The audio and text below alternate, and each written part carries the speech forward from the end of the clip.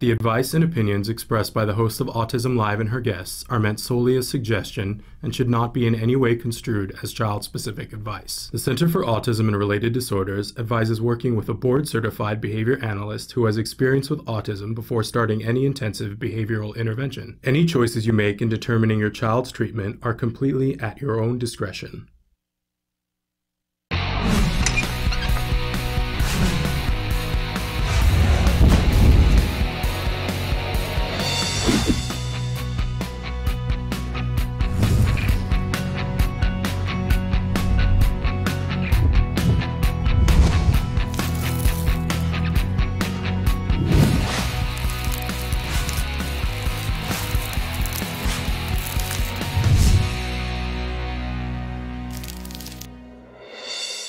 Good morning and welcome to Autism Live. I'm Shannon Penrod and we're webcasting to you live from the Center for Autism and Related Disorders headquarters in Tarzana, California.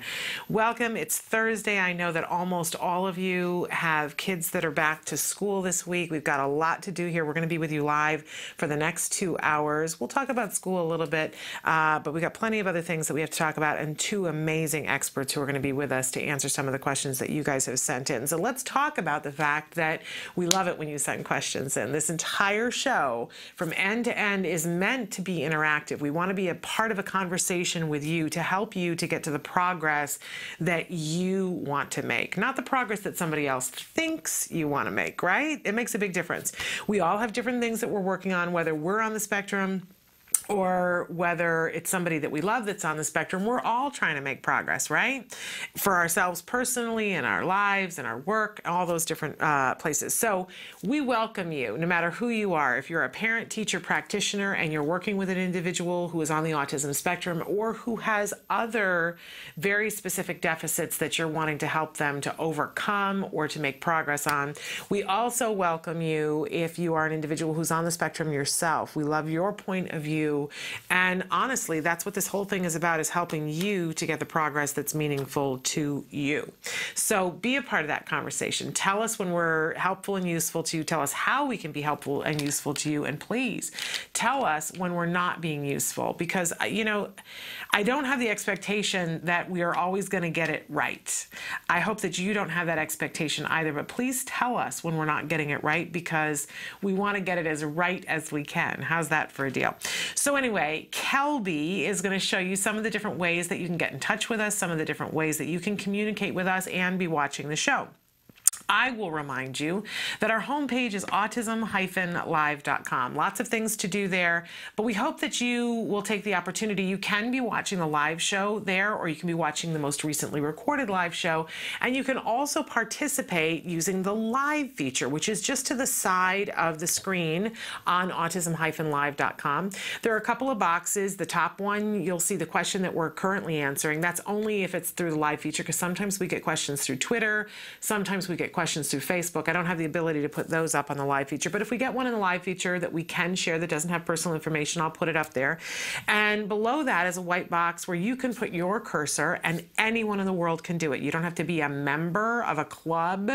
You're already a member of the club, right? So put your cursor there, start typing, hit enter. You will notice a couple of distinct things. There's no login. So there's no password that you have to remember. There is nothing that takes your personal information, so you have complete anonymity unless you choose to tell us how to get back in touch with you, which, by the way, we won't share with anyone else. You will notice that it's completely free, that nobody asks for your credit card. I am so proud of that, that we, you know, it was so important to us from the beginning that we wanted to be a free resource. So, but, you know, the bad side of that is we have no idea where you are. So if you do write and you want us to get back to you, please give us some way to do that. But it's totally okay to use it anonymously too, right? That's totally, totally fine. We wanted the choice to be up to you. I will tell you though, when you write in a question, especially if you're looking for resources, programs or something, it is helpful to us if you give us an idea of where in the world you are. If you say to me, I'm in Southern Africa, the things that I'm going to recommend to you for resources are going to be vastly different than if you tell me that you are in the Texas Panhandle handle, right? So I encourage you to, please don't give me a street address, because that I won't know. But if you tell me what's the biggest city that you're close to, and what state you're in, sometimes that's helpful, because my geography is not up to par. I can't be good at everything, right? And geography is not my thing. And if it's useful to tell me what country you're in, great. But also, knowing a big city helps me, because then when I start Googling it on a map, I know, okay, I need to be looking for, something near Paris, right? We love that. Okay, and maybe in time, if you keep doing that, maybe in time I'll get better at geography, right? Let's hope. Onward and learning. Okay, we like to start every morning. Oh, my phone just made the oddest noise. We like to start every morning with something we fondly refer to as the jargon of the day. And today's jargon is going to be particularly interesting because a moment just happened in which I did not use it. So this is when we take on one word, one phrase, one acronym. We try to make sense of it for you in autism terms, so that we understand when experts bring these kinds of things up, what exactly are we talking about? Okay, so today's term is one of those terms that we've heard this before. We've heard of inhibition, right? It's just that inhibition has several different meanings, and the meaning that we're probably used to in our everyday lives is vastly different than the meaning it has when we're talking about it in the world of autism. A lot like the word elopement. We use elopement all the time with autism, and people immediately go, what are they, going to Niagara Falls to get married? And it means something completely different in the autism arena. So inhibition, here we are. Another one of those very confusing words, because I used to think of inhibition of people who, if you didn't have any inhibition, you were taking your clothes off and going skinny dipping and that kind of thing. But that isn't what we're talking about. Sometimes our individuals on the spectrum, we have seen that kind of thing happening, especially when kids are little. They don't understand that they need to keep their clothes on, right? But that's not what we're talking about here. This is an executive function skill that helps you to be able to get goals done. So let's take a look at what the definition is when we're talking about it in this context. Our actual definition: inhibition, the action of inhibiting, restricting, or hindering a process, behavior, or thought. Don't you love it when a definition starts with just putting the word in with an ing at the end of it? Well, what does inhibition mean? It means inhibiting something. Thank you. Now it's clear. This is why we do this. Okay, so our working definition: inhibition is being able to ignore an impulse or to prevent giving attention to something that is not of the highest importance in a given circumstance. So I just did a really good example of not using inhibition. I was sitting here, I'm talking to you, we're doing a live show, and my phone made a noise I'd never heard before, and I did not inhibit my response to it. It wasn't the most important thing happening in the room. Obviously, you're the most important thing happening in the room, but it caught me off guard, and I attended to the impulse and went, what did my phone just do? Which, is not really what I should have done as a professional in the moment.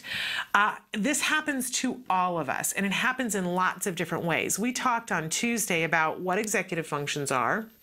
And executive functions are that group of skills that we use to accomplish a goal.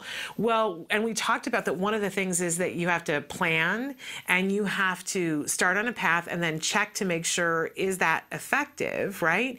And you have to ignore other things that aren't as important and able to get to your goal. The example that I used is, you want to go to Scotland on a trip, but you see a pair of shoes that you really want to buy. And you're not going to be able to make your budget of saving money for Scotland if you buy the shoes. So you have to be able to inhibit the impulse to buy the shoes.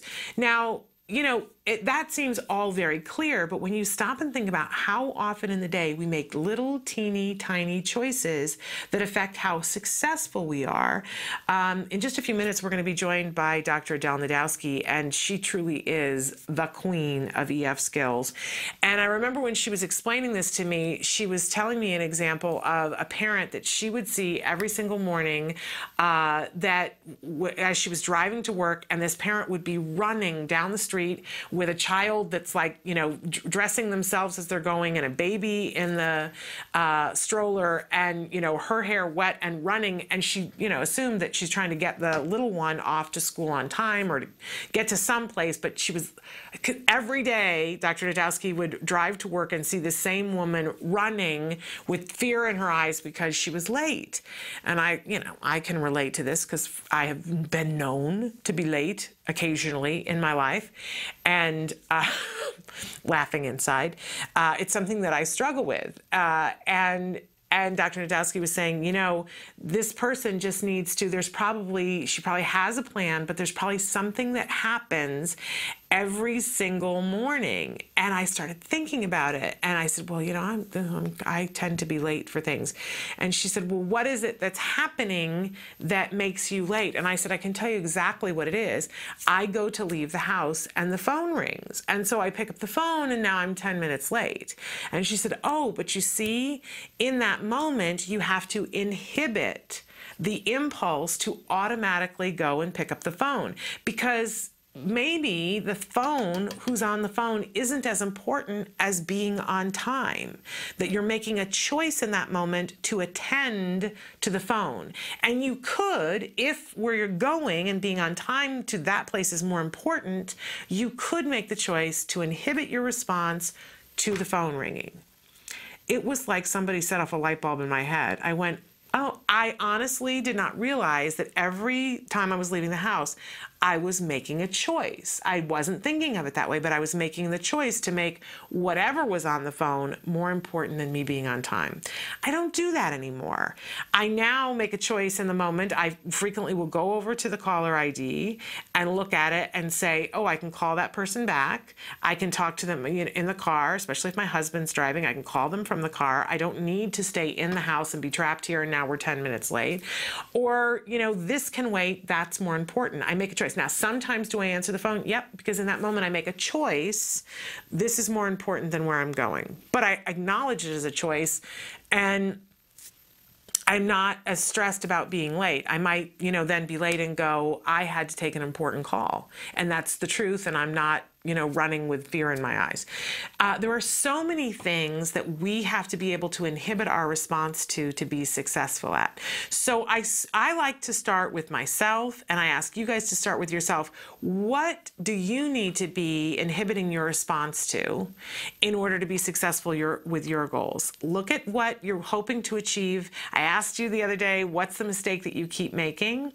And so, especially if it's something that's a time management or something, look at it and go, what am I choosing to give my attention to, and how can I inhibit my response to that? What do I need to do? And sometimes it might require turning off a phone. Think about it. So think about it for yourself and start to play with that for yourself. And then think about it, if you have a child who's on the autism spectrum, about what are they giving their attention to that we need to inhibit their response to it. It might be a sensory thing. It might be, I'm here in a room with a whole lot of things going on, and the air conditioning just kicked on. And if every time the air conditioning kicks on, if I notice it somewhere in the back of my mind, but sometimes it's at the front of my mind. Sometimes you're in a room and there's a clock that ticks loudly, and it gets louder and louder as you attend to it, and you have to be able to say, I'm not going to attend to that. That's the kind of inhibition we're talking about.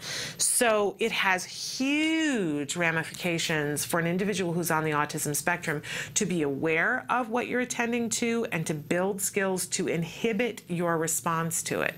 It's still happening, but you choose not to respond to it, right? It's a very, very powerful thing to think about. You can build your ability to inhibit your response to things. We can all make progress in this field. It's sometimes hard, right? When somebody's doing something, you're someplace you're trying to concentrate on, and somebody's doing something and it's making you crazy, right? And it's hard hard to pull your attention from that and focus on something else. But it is something that we can grow like a muscle. Okay, so that's our jargon for today. Onward. We always have a question for you. And our question today is, what do you wish you were better at? What do you wish you could get better about? We talk all the time about getting more opportunities, that one of the best ways to learn how to be better at something is to get more opportunities to be able to do it and to get immediate feedback. So what do you wish you were better at? And can we create a plan? Can we set a goal?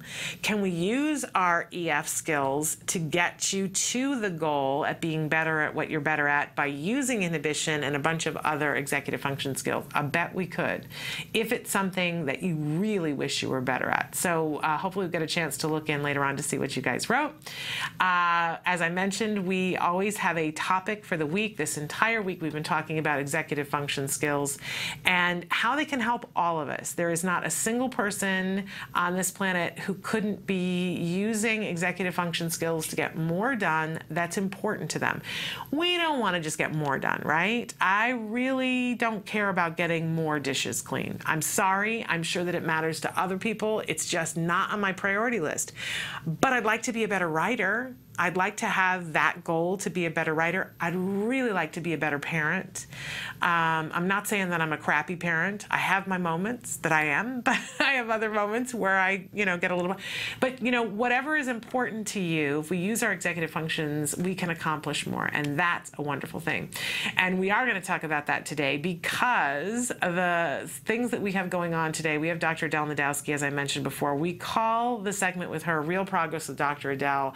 Boy, nothing could be more true than what we're going to talk about today. We're going to talk about executive functions because she is the queen of executive functions. So if there's something that you're wanting a goal that you want to achieve, boy, she's your gal.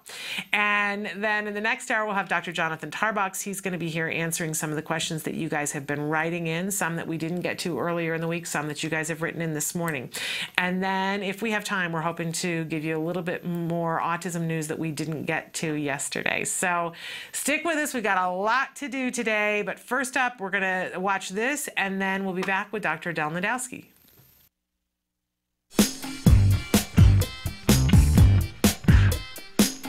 Hi, I'm Ryan with Autism Research Group. We study ways to improve the lives of kids with autism. One of those ways is teaching safety skills, such as what to do if they get lost. We hit the streets to find out if anybody knows the correct answer on how to teach a kid what to do if they get lost.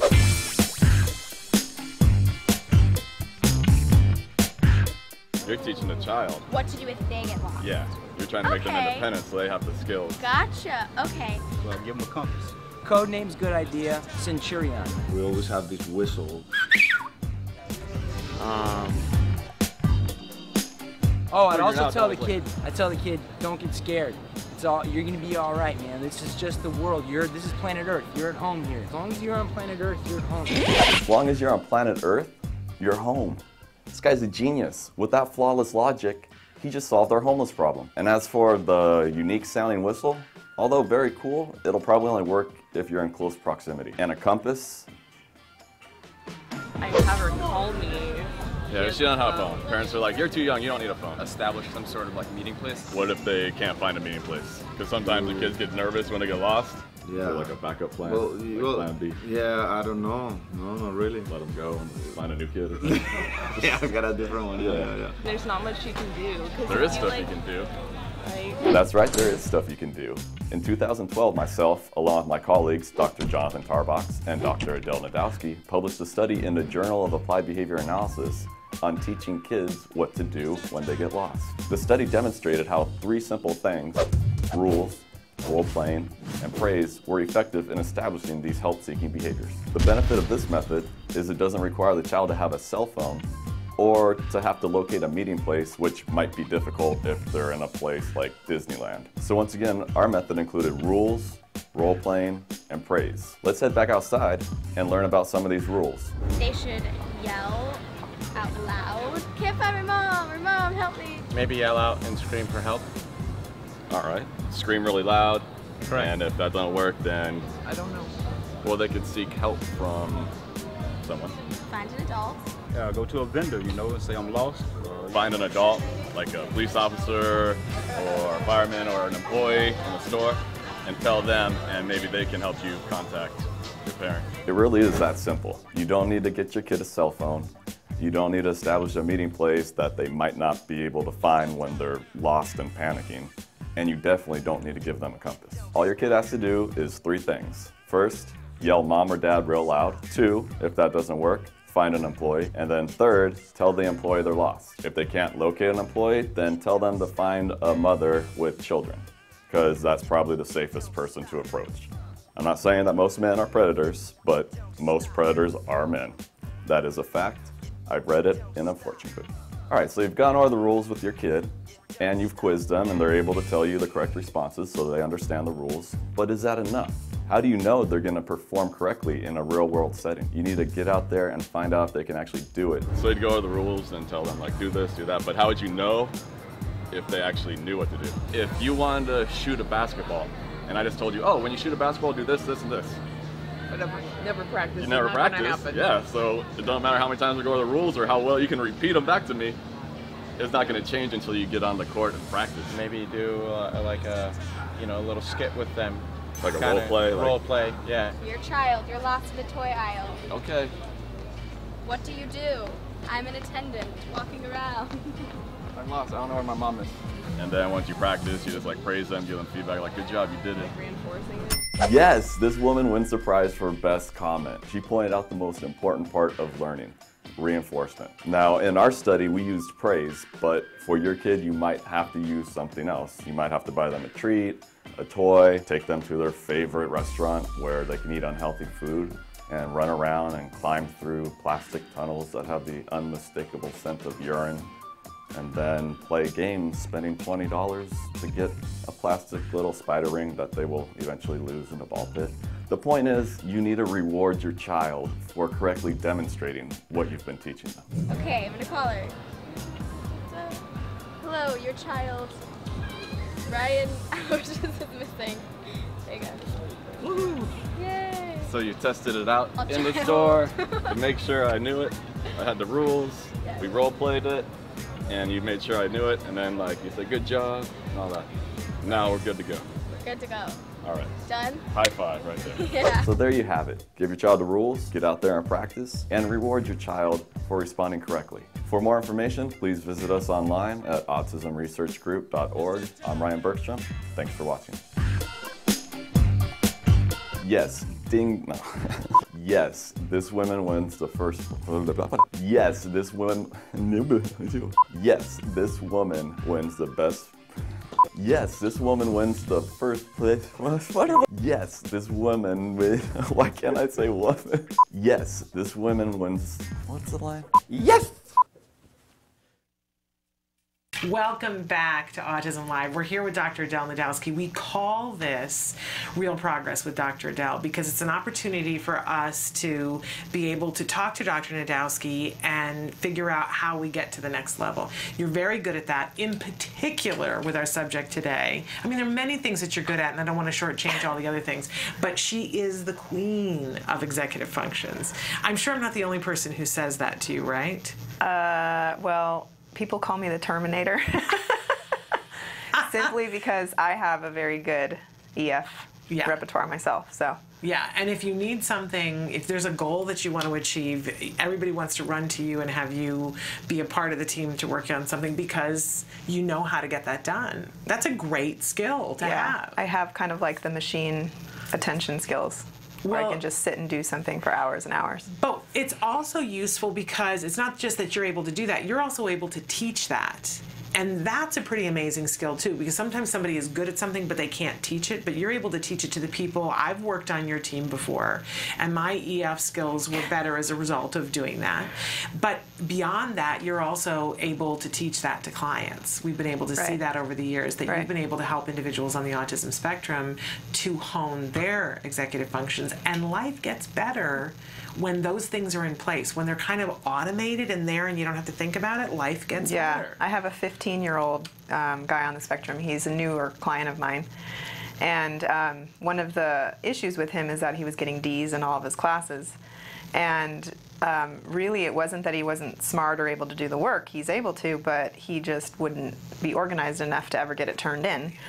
And so it would be found later in a pile somewhere in his house or something like that.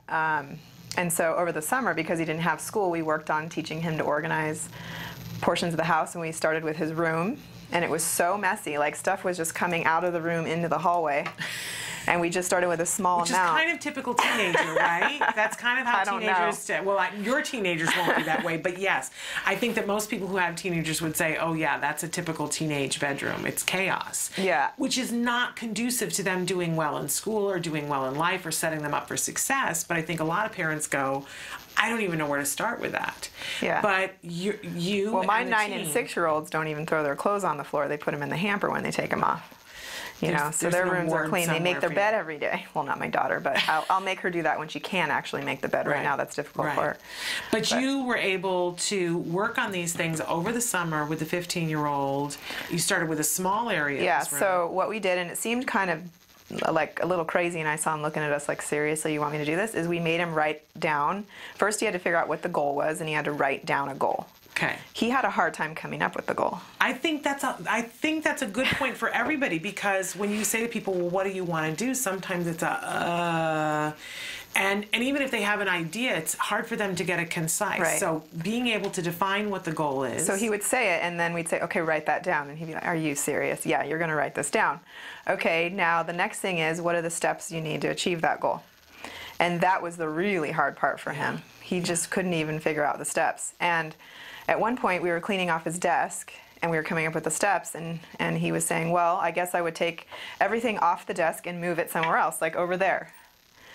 And I had to point out, that's not the most efficient way, because now the whole mess was here, but the whole mess is over here. You still have the same mess, it's just on a different surface. This is my house, by the way. I mean, this is my house, yes. And so we said, that's not going to work. So what else could you do? And then he said, well, I could pick up the item and figure out where it goes. Okay, what if it goes in your bedroom, which is upstairs? Then I'll take it upstairs. Okay, then you're going to go all the way upstairs, put one item in there, and come back down. And then what if you find another one a little bit later that goes up in your bedroom? Then what are you going to do? I'm going to go back upstairs. So he was willing to run up, and it would have been good exercise, actually. Right. But it wasn't the most efficient way again. So then we talked about, like, the other thing was he had a hard time parting with things, wanted to keep everything. So we had to start teaching him, like, what's important and look at, like, saliency, basically.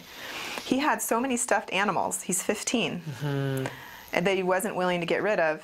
And so we had to start talking to him about, like, okay, well, why are you keeping these things? He wanted to keep a case to a cell phone that was broken, things like that. So I want to keep them because it's sentimental value. That was one of his responses. Which is a good response for a 15-year-old who's on the spectrum. Yes, but why is one a sentimental over another? I mean, like, if this is one meant a lot to you because of X, Y, and Z, like, certain things mean more because there's, like, a saliency or a reason behind that. Right. So we would have to negotiate and stuff like that, back and forth, but we got him to the point where he would think about, what am I keeping? What am I throwing in the trash? What am I going to put in storage because I don't have space in here and it's just a sentimental, like, item that, I want to keep for future or something like that. But I don't have to have visual eyes on it every day. Yeah, I'm not going to use it. Yeah. So we would ask him questions like, are you going to actually use this or need it? Right. No.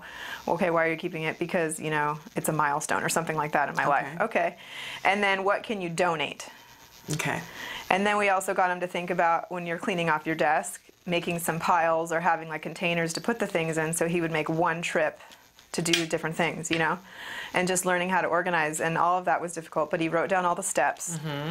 And we would ask him, what materials do you need for those steps? And he would write that down. And then the next thing was initiating the plan. And then as he's initiating the plan, checking off each step. Again, it was something like, do I really need to check off every step, or could I just do it at the end? Yeah. But what we were doing is preparing him for school, because he's going to have long-term projects where he has due dates a month from now, and he's going to have steps that he has to do that are actually each individually due at a shorter term, or an intermediate date or something like that. And he needs to be able to keep track of where he's at, otherwise he's not going to be able to meet the deadline. He's going to be cramming at the end.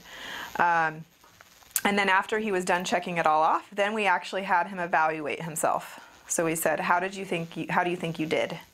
What do you think you What obstacles did you have? How did you problem solve that? What could you do better next time? Again, it'll be like that with homework assignments when he doesn't get an A. You know? So with the homework assignments, now that's all transferring over. Now that he's in school, we're doing the same thing. And right after he finishes his work, one of the steps is that you check your work for errors. And then at the end, you evaluate, how do you think you did on this assignment? You kind of almost try to predict what grade do you think you might get. And if you realize, like, I think I'm going to get a B. Okay, well, what could you do if you wanted an A? And maybe they can identify something in that moment to fix it before they even turn it in. Then they get it back and they reevaluate themselves again. So I got a B. Why did I get a B? What could I do better next time? Those kind of things. It's being very mindful and making choices about how you want to spend your time and what you want to achieve. And being aware. I was saying before that you taught me how to be aware that when I was late, it was because the phone was ringing and I was choosing. I was making a choice to make whoever was on the phone more important than where I wanted to be. And now I actually think that choice through when the phone rings when I'm leaving. And sometimes I do make the choice to make the phone call more important, but a lot of times I make the choice not to. It's life-changing. I mean, these little minute things that seem like, okay, well, do I really need to do the checklist? It's really important because it's a way of regulating whether you're getting done what you want to get done, whether you're really achieving the things that you want to do. Okay, now, so that's for, I'm assuming that this is a pretty high-functioning 15-year-old. One thing I do want to mention that I thought was the coolest outcome of all of this is that then on the weekend, like we did a couple of these, we just took little portions. Today we're going to do your dresser, tomorrow we're going to do your desk, the next, you know, like that. And then over the weekend he went to his mother and he said, oh, and we had him on a token economy system too, which was associated with his allowance. So he got paid for every project that he did. So he wanted to make extra money. So he went to his mom and he said, do you think that they would be mad at me if I kept working on my room when they're not here? And she was like, no, go for it. And she said he was there for like 3 hours, going up and down the stairs, trash bags, everything. And he started doing this regularly. And over time now his room is like completely done. Isn't that amazing? And it was just, it looked like a hoarder's bedroom before. I mean, it was... And now I imagine he's happier. He's really happy. And one of the things we told him, too, is like, girls really like it when guys are organized. You're going to have a lot of girls wanting to come over and hang out with you now. You know, stuff like that. It's true, though. How many of us have ever, you know, I remember being in college and going to, you know, see a guy's dorm room and going, nice knowing you. Because, you know, who wants to live with or, you know, spend time with somebody who's going to be doing that? Right? Yeah. I mean, it's not fun. But my point is, though, that he sounds like he's pretty high functioning, and I think our audience at this point might be thinking, well, you know, so executive functions are for high functioning, but we're going to take a break, and then we're going to come back and talk about how early you can start on executive functions and some of the easier things that work up to those harder things. Because there's stuff that you can do pretty early in with kids that are on the spectrum, and for kids who don't have those skills, there are still things that we can be doing that make things easier. So stick with us. We're going to be back more with Dr. Adel Najdowski after these messages.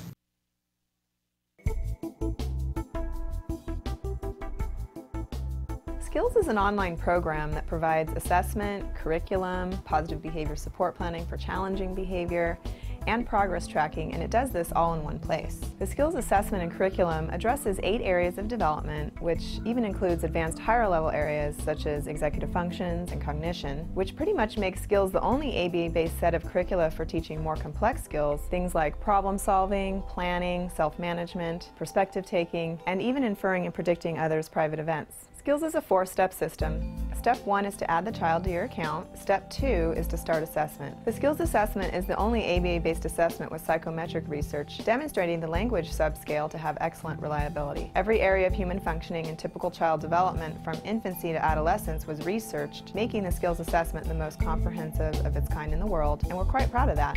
Skills is easy to use. Simply click Start Assessment and begin answering questions. Or simply type in a keyword, find specific activities to assess, and add activities to treatment. Step 3. Choose activities. Once you've completed the assessment, Skills selects from a pool of 4,000 activities categorized by age, level, and skill type to provide you with exactly those activities each child needs. Start by choosing a curriculum, then a lesson, and finally an activity. Click the information icon to view prerequisites, ages in which targets develop, examples, and IEP goals. Click the video icon to watch a short video. Once you've identified an activity you want to teach, adding activities to treatment is a snap. Step 4. Start treatment. Here you can access customizable activity lesson details, add your own customized targets and exemplars, and edit an activity status such as introducing or mastering it. You can even print handouts such as worksheets, tracking forms, visual aids, and other materials. Skills also offers multiple progress charts mapping curriculum progress, lesson progress, and cumulative number of activities and targets mastered over time. The Skills language curriculum is categorized by verbal behavior type so that users can identify progress for verbal operants, such as echoics, mans, tax, and interverbals. Skills is one of the only programs that provides the ability to write behavior intervention plans, or BIPs, for challenging behavior. With just a few clicks, the outline of the behavior intervention plan is written for you and ready to be printed and implemented. You can learn more about Skills today and get started by visiting us at www.skillsforautism.com, or you can call us at 877-975-4559. Skills. Progress starts here.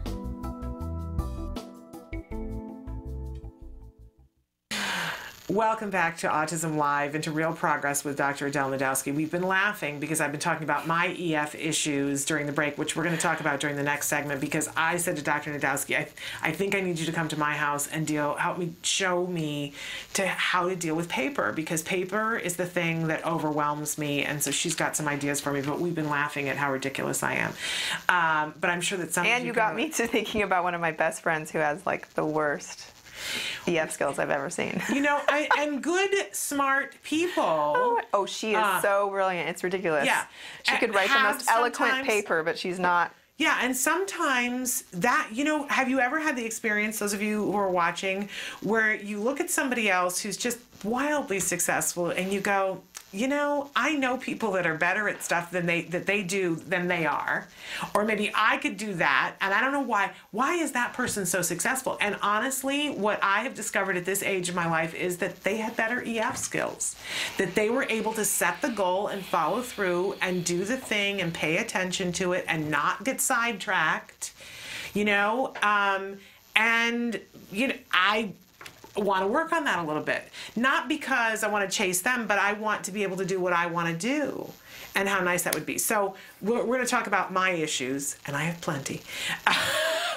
But first I want to talk about how, because I think too often we think that our executive function skills are things that we don't start working on until somebody's 14, and they have to already be somebody who's got great mad skills. But EF skills can start as early as when? Well, it starts with infants just even attending to stimuli. If you have a kid with autism who's 3 or 4 and they don't even notice stimuli entering their environment, like a sound or a person entering a room or saying ouch or something like that. Or when you say their name. They have like horrible attending skills, basically. Right. So the attention skills start very, very young. Okay. And we've had a lot of people writing in questions this week about, you know, how do I get a child to focus? How do I get them to, you know, maintain focus? And that's all part of it as well, right? Mm-hmm. Yeah. So, and we can begin working on those skills with a child who's 3. Right? Yes, absolutely. And there are lessons having to do with attention in the skills program, the skillsforautism.com, where you can start to see some of those different lessons. And it's not this big involved thing. I mean, you were talking about checklists and things, and that's a much later skill. Yeah. But in terms of teaching a child to attend, we can start pairing that with some reinforcement and get them to pay attention for longer periods of time. But we have to, I imagine we got to start early and start slow. Yeah, so we'll first just get them to orient to things as they enter their environments. What do you mean by orient? Like eye gaze. Okay, so when I say, when I call your name and I say Dr. Najdowski, that you turn and look at me. Mm-hmm. So you mean or even if like I was doing something and you entered the room and like made a loud clapping noise, I would normally look up at you and I would attend to that. And a lot of times our kids on the spectrum don't do do that. They don't. And that would be one of the first things that we would want to work on. Yeah. Is not only getting them to do that, but finding it rewarding to do that so that they will continue to do it even when we don't give them a reward. And then we want them to, you know, be able to shift their attention between things as well, because they can be in the middle of a task and then now they're not attending and now it's hard to get back on task. Yeah. So that's kind of one of the issues, is being able to shift back and forth Yes. appropriately, and then learning to attend to what's actually salient and important, because then we have the kids that are attending to the completely unimportant things that no one else does, and then it's kind of like overboard, too much attending. Right. And today our jargon was inhibition, and I talked about a couple of different things, but I didn't talk about the fact there's a certain amount of perspective taking that goes with inhibition about some things that you don't blurt out, things that you keep to yourself, thoughts that you don't, you know, act on, and words that you don't act on. I always think about being in the grocery store with my son, and the man in line ahead of us had the largest nose of anyone I'd ever seen in my entire life. It was epic. Like he could have done a Cyrano movie. What's that movie, Roxanne or something yes, like that? I like this nose, put that to shame. This nose was epic. And my son could not stop talking about it. He was like, do you see that man's nose? That man's nose is so large. And I was, you know, trying to shut him up, and we had a big discussion in the parking lot about why you don't say everything that's in your head. But with respect to executive functioning skills, inhibition is more like inhibiting distractions. Right. So when we have this goal that we're trying to achieve and we have distractions getting in our way. Yeah, like the clock ticking so that you're not doing your math problem. Or the phone ringing, like you said, when you're trying to get somewhere on time. Yeah. Things like that. So yeah, we'll work on inhibition at a very young age as well. And memory skills, recalling information, and you know, even being able to do like a little bit of multitasking, so doing two things at once, maybe being presented with two stimuli, an auditory one and a visual one, and being able to attend to both and recall both, and increasing the delays of when they're recalling. And I think a lot of people who are watching probably hear these things and go, ooh, I could be better about that. Because we all have areas that we could work on. And I know we talk a lot about autism on this show, but for our kids who are on the ADD, ADHD side of things, a lot of this can be very helpful to them as well. Extremely helpful, yeah.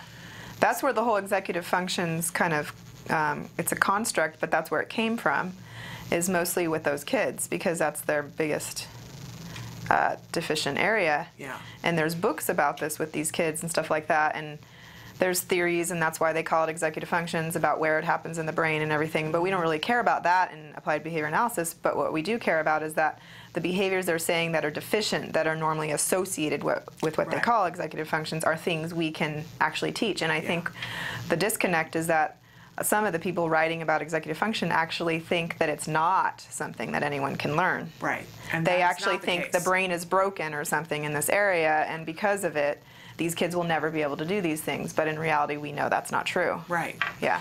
There's so much hope and there's so much progress that can be had. And even just, you brought up memory, and I was fascinated looking at the EF curriculum and skills with how many different types of memory there are. Because I used to say, well, I'm really good at memory, but there would be certain things that I couldn't remember. Like, you know, I can remember what somebody was wearing at a party 12 years ago, but I can't remember where I put my keys, right? Because those are two different kinds of memory. Well, I mean, it kind of depends on how you look at it. Some people actually think there's a storage place in the brain where you have your memories and you're getting it like it's a computer and all that. We don't actually believe any of that in behavior analysis, but when we wrote the lessons, we know that other people think like that. And we want to make sure also that people don't forget to present all different kinds of stimuli for people to remember. Yeah. So just in order to organize it in a way where they don't miss something, we made sure that we had, you know, auditory things you need to remember, visual things you need to remember, spatial, episodic, or like you were saying, recalling things about events. And so, working memory, just being able to take information and manipulate it around. So like when we're doing a math problem, for example, we might, you know, take part of the equation or something and do that, and we're kind of visualizing what the answer is, rehearsing it to ourselves, engaging in these covert behaviors to make sure that we can actually then say it. Right. And that's one of the things we do a lot of times when we're teaching any of these different memory tasks, is we teach the kids to engage in some level of covert behavior. At first it might be overt, so that we might say, you can say it out loud, rehearse it over and over again. Yeah. But then now I want you to just move your lips, and then I want you to just think it. Right. You know, and stuff like that. It's fascinating curriculum. You guys did an amazing job. And it's available to everybody. You can go to skillsforautism.com. You can try a 14-day free trial. If you want to, just go in and look at the executive functions. But I really want to drive home that this is, I really honestly believe that this is the part, you know, we always talk about the missing puzzle piece. I believe that these EF skills are the missing puzzle piece for autism. That if you've got a high-functioning kid, you owe it to them to be able to give them this part of the puzzle. I want to remind all of you, though, that for the kids that aren't there, it's a great place. There are great places to start that are so crucial towards getting to that part. And as somebody who used to teach junior high school, if you have kids that are also not on the spectrum, I firmly believe that that curriculum needs to be something that is required for every single junior high school student in the world. The world would work in a different way. I don't want to go so far as to say that there would be no wars, but I think it, right? If people, you know, because people would be happier. They would be able to get done what they wanted to do and remember where they put their keys and be organized. It cannot be understated. So in any case, we're going to take a break right now. Then we're going to come back, and I know somebody wrote in and said the top thing that they want to do is be more organized. I'm going to use myself as an example with the paper that overwhelms me in life, and Dr. Najdowski is going to see if she can help me right here with some ideas about how, because I need it. I need some help with the never-ending onslaught of paper that comes into my life. And I hoard it all like a crazy person. I could build a house out of paper, but can I find the piece of paper that I need? No. So we'll be right back with my neuroses after this. What is autism? What is autism? What is autism? What is autism? What is autism? What is autism? I've been asking myself that for a very, very long time. Let me think about that one. Trying to, Jeez. Let me think.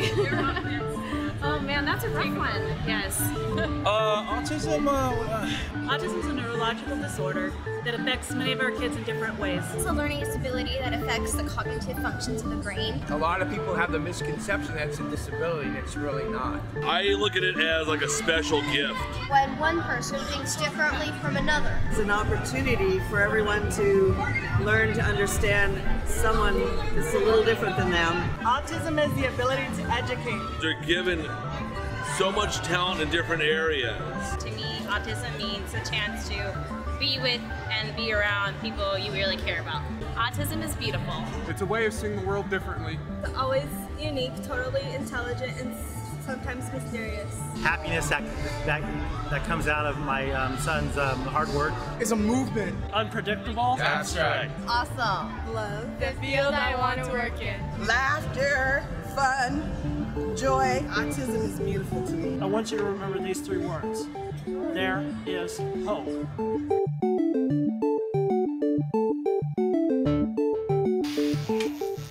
Welcome back to Autism Live and to Real Progress with Dr. Adel Najdowski. I'm going to be the guinea pig. We've mentioned at the start of the show that Dr. Najdowski is the queen of EF skills. We're talking about executive functions, things that we do to be able to achieve goals.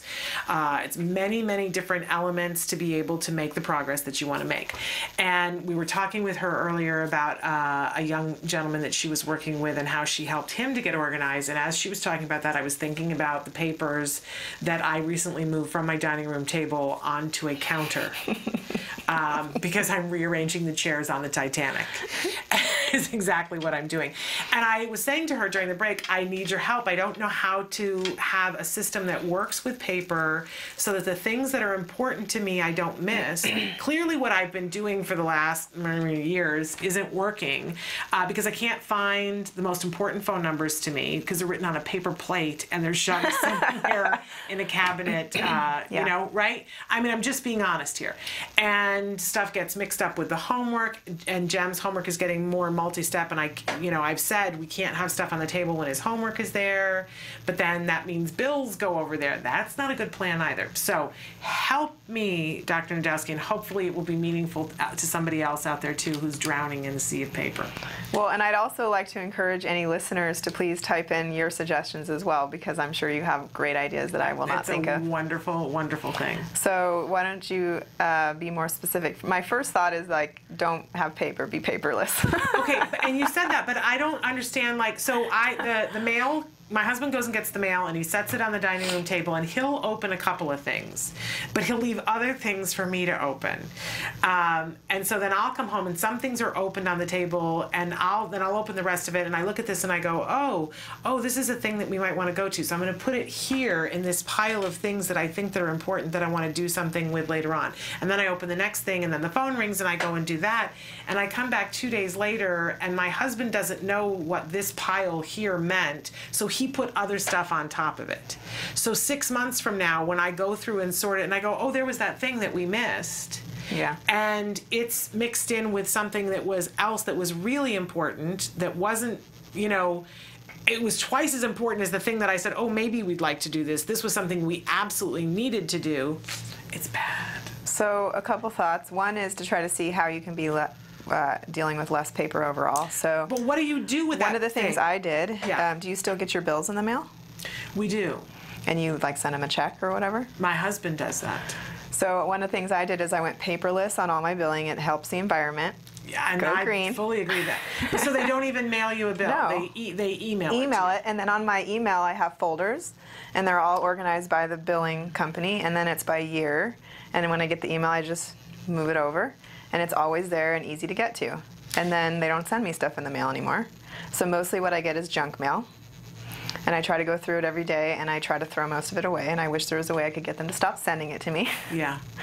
I'm already thinking, though, because I mentioned this to Kelby the other day, that I need you to come back and help me with my computer, because when I first started working here and I had to meet with you on a regular basis, and I would write blogs and I would send them to you, and you immediately said to me, you need to put them in this folder, you need to label them this, because otherwise you're going to go look for this blog in 3 years, and you're not going to be able to find it. And of course, that is exactly what has happened. I forgot about that. Yeah, you had one folder, and I think it said Shannon, and everything was in it.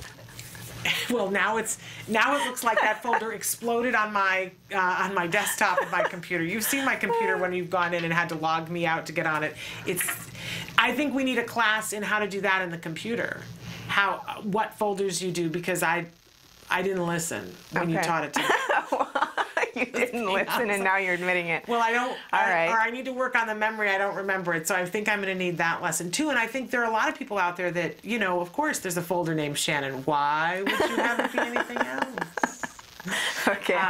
And I remember when you said that to me, and you said, 3 years from now, you're gonna go back and look for this blog, and I was like, no, I'm not. I'm not gonna look for this. I don't even know where I'm gonna be in 3 years, because that's me. I'm just riding on the wind, experiencing the moment. I got other issues going on. I'm not really gonna be looking for a blog. And of course, the other day I went looking for one of those blogs that I wrote 3 years ago. I can't find it, and I put in keywords, and I don't know what I named it. All right. Because I didn't listen. Right.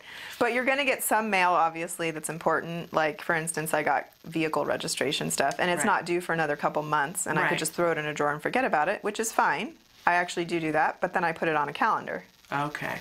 And then the calendar reminds me every day what I need to do, and I check my calendar daily. So you sit down with your mail, and you open it, and you've got your phone or your iPad there, and you put things into the calendar right there. Mm-hmm. Or into the computer. Because that's where I would fall down. I would go, ooh, let me put it in this pile so that I'll enter it on the phone later on. And then we're lost.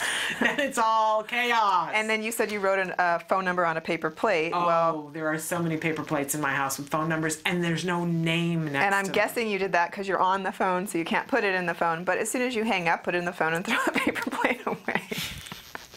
See, the problem is that you're just not OCD enough. I'm OCD about everything else. Maybe I need to, like, can I buy some OCD about this kind of stuff? Wouldn't it be nice if we could pick what we're OCD about? Well, I'm OCD just about things like being clean looking and everything's in its place, that I would not be okay with papers laying around. Like, I would at least put it in a drawer to get it out of my face. I was going to say, that's what drawers are for. That's exactly, don't go in my desk and look in my drawer, because that's exactly what that is. That's a mess of epic proportion. Right. But if you are going to hold on to some paper, then just have a way of filing it or organizing it in a way that you can find it and get to it. And you can't leave it out because, like you said, Jim will put something on top of it or might throw it away or something like that. My new thing that I have started doing and that I've been making my husband do with some success, if I just remember to do it, is to take out my phone, put it on camera, and take a picture of something. So that it, like, take a picture of the paper plate. I did that the other day when I wrote down directions to something, and I knew I wasn't going to take it with me, and we took a picture of it, and we got there. Because I went, oh, you know, it's on my phone. I say put as much stuff on your phone as you can so that you don't have to, like, you never forget anything. So, for instance, I have lists on my phone for all the different stores that I frequent, so Costco, Target, whatever. And every time I notice something's out, like I noticed this morning that we were out of shampoo. So I just immediately get my phone, go to Target, write shampoo, and then it's done. And then the next time I happen to go to Target, because I don't know necessarily when I'm going to end up over there, I can just pull it up on my phone and I already know what I need. Oh my gosh, it's like a whole other world. Brave new world. Other people I've seen write it on like a list somewhere in their house, but then they go to the store and they forgot the list. Yeah. So I always have my list because my phone lives near me always. Yeah, well, we have a thing on the refrigerator to write things down, which we forget to do it on the refrigerator, but occasionally it's there, but it never gets in the purse or in the car or whatever. Exactly. So but I'll call my husband and go, do you remember what we needed from Target? Right. And that's no use. That's asking for the blind to lead the blind right there. Right. Okay, well, things to think about. And I have to remember that it's just about progress. If I could get one element of this better. Did anyone say anything, by the way? Well, you know, it's good that I have to remember to. Nobody has said anything yet. I think probably they're like me. And they probably think I'm crazy and I shouldn't come on the show anymore.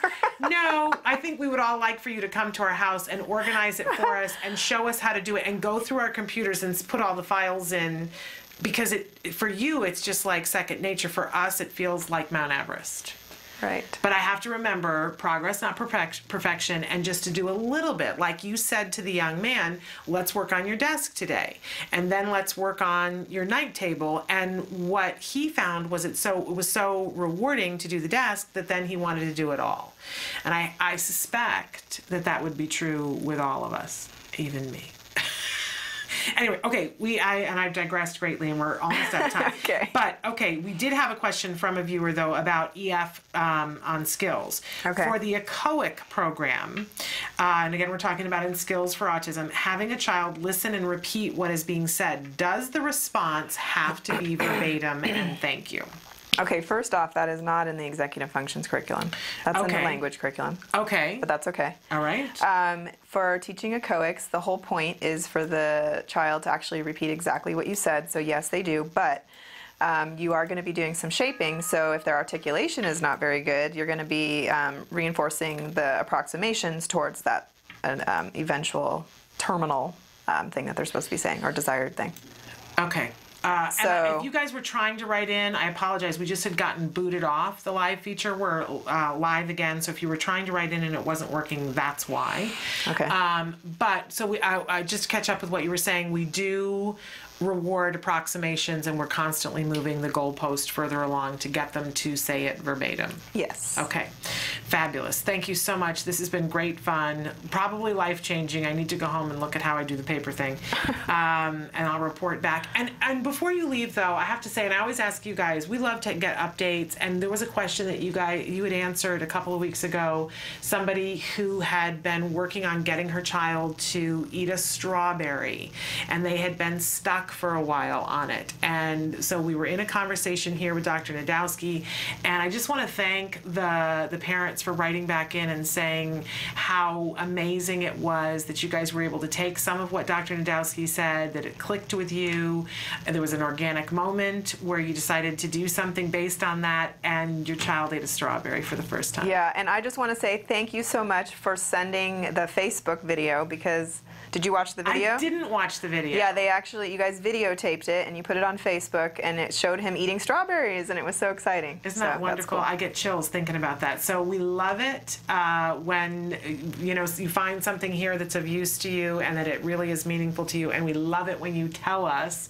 And I will go back and watch the video. I wasn't able to watch the video when I got it, and I forgot about it. EF again.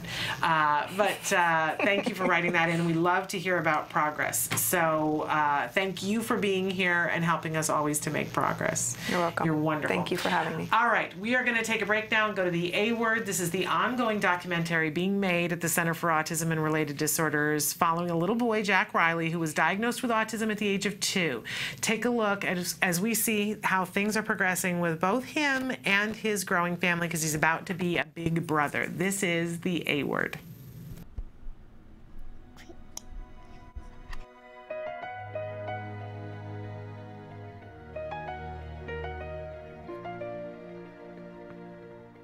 Every month, Jack Riley's case supervisor, therapists, and parents meet to check in with one another. During clinic, they determine what skills have been mastered and what new lessons should be added. Put the line under the truck.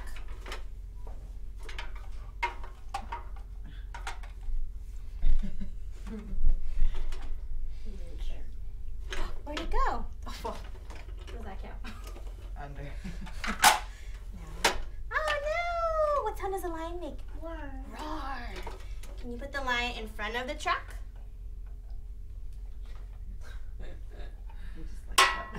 Just more fun that way. Roar. Good job. Open. Open. Well, hold on. Put the lion behind the truck. Okay, so I'm going to add prepositions. Use reference objects that has all the obvious sides, and make sure that the objects that you're using, like the reference object or the target object that has to manipulate, is not something that's too fun, because then you want him to start playing with it. So just sort of keep it neutral items. In the lesson prepositions, they first start with on top, since Jack Riley can clearly see what's being referenced. Once he understands that preposition, they'll include more complex ones, such as underneath or behind. The reason those are complex is that the child cannot see what is being referenced. Do you know how many Tonka trucks your dad had? You didn't save them for him? No. About the time I was 40, I didn't think I was going to have any kids.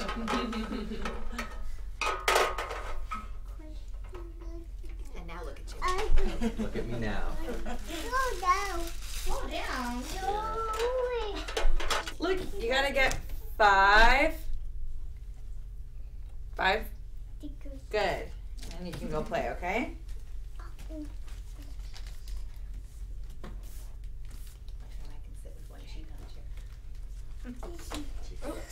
Sit better, okay? Look. It's a monkey. It's a monkey. I'll point to the next one. It's a monkey. It's a potato. Good. In this lesson, they are stringing together mastered labels to make sure Jack Riley remembers them all. This exercise works on his language fluency. Oh, you did it! I wish Here you go, here's a sticker. His face. He was so proud of himself. And The he little was like waiting half for you. smirk. So cute. Look, here you go. Becker. Cookie. This is gonna be a fun program. Yes. What? Okay, here you go. Oh, look at you!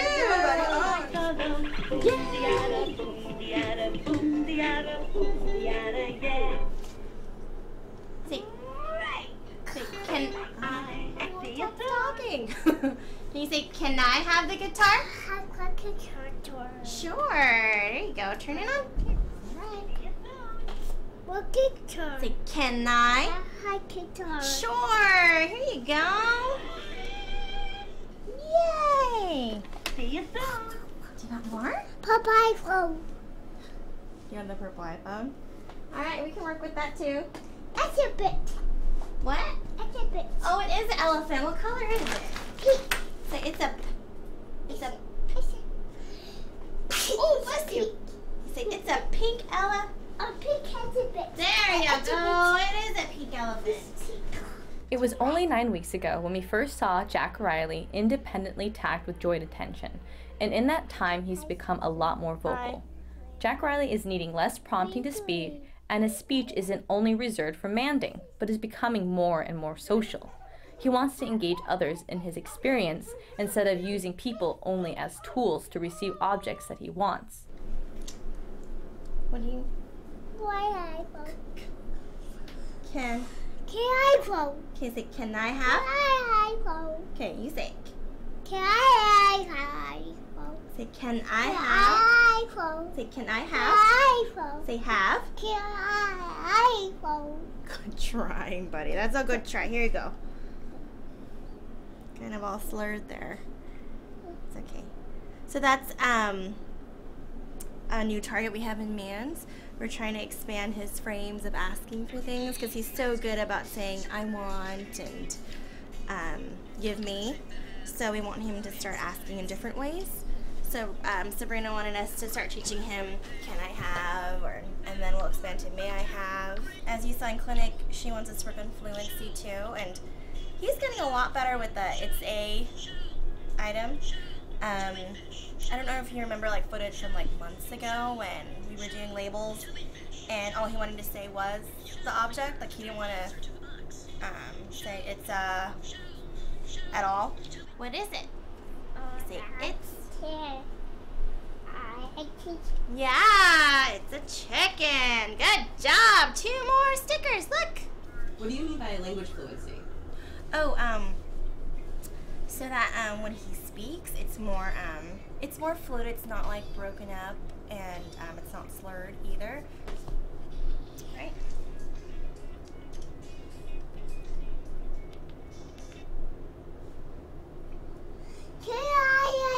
Yay! There you go, buddy. Very good. That was very good. He picked it up really fast. Still slurred, but nonetheless, still pretty good. But I guess as you can see, like through your footage, like he picks up things in like a couple trials, and he already knows it.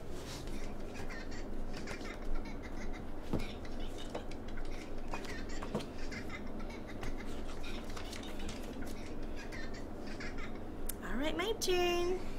Do you want more penguin? More penguin. Okay. It's a pillow. It's a pillow. It's a ref. It's a door. It's a burrito.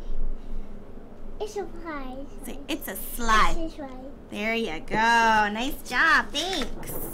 It's a potato. Good. It's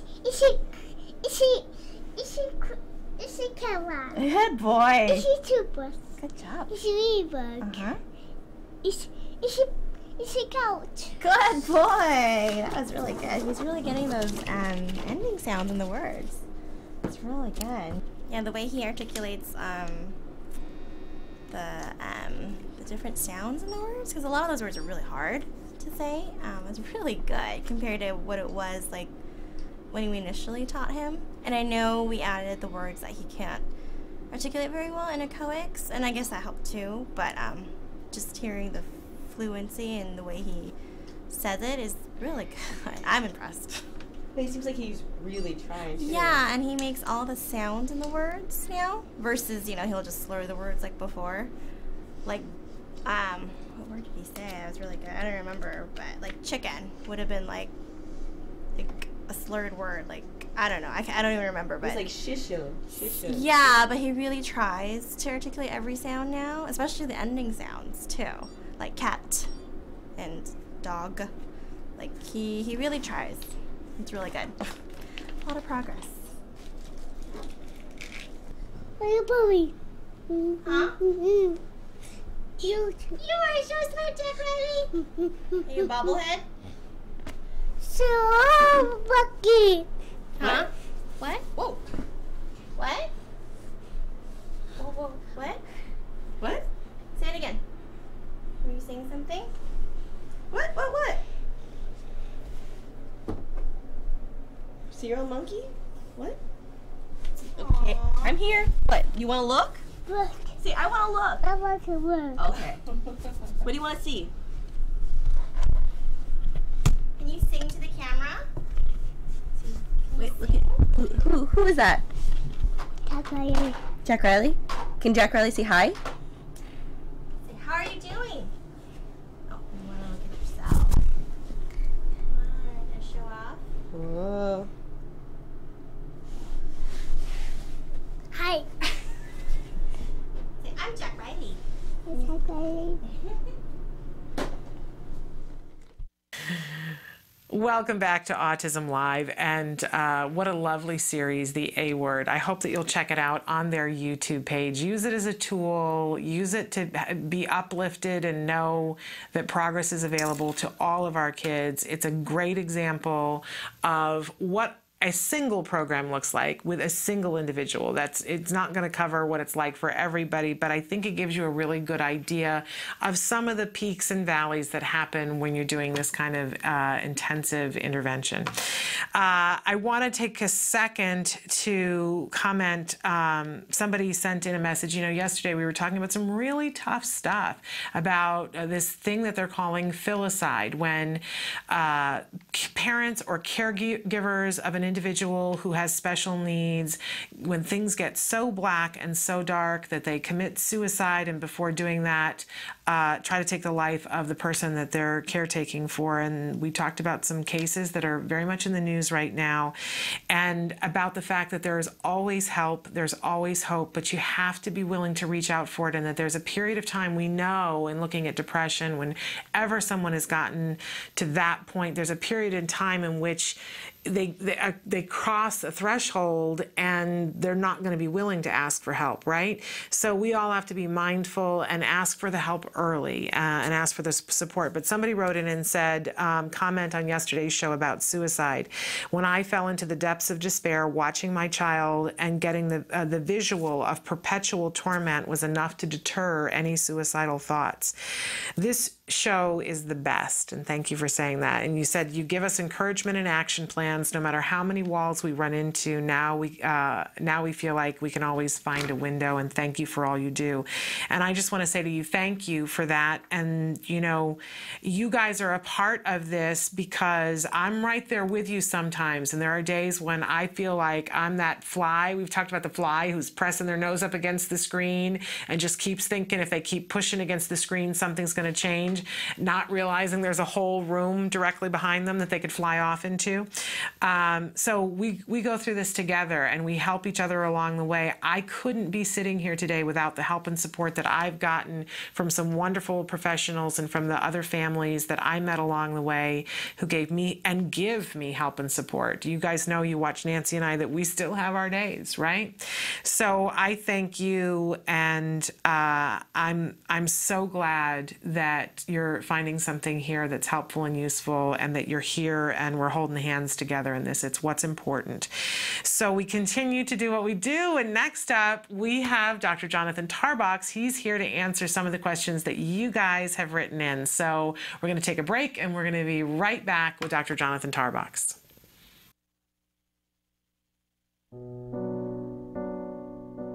When you find out you're having a boy, you always think like, oh, he's going to play football, he's going to do this and that. And then when he's diagnosed, all those things get washed away.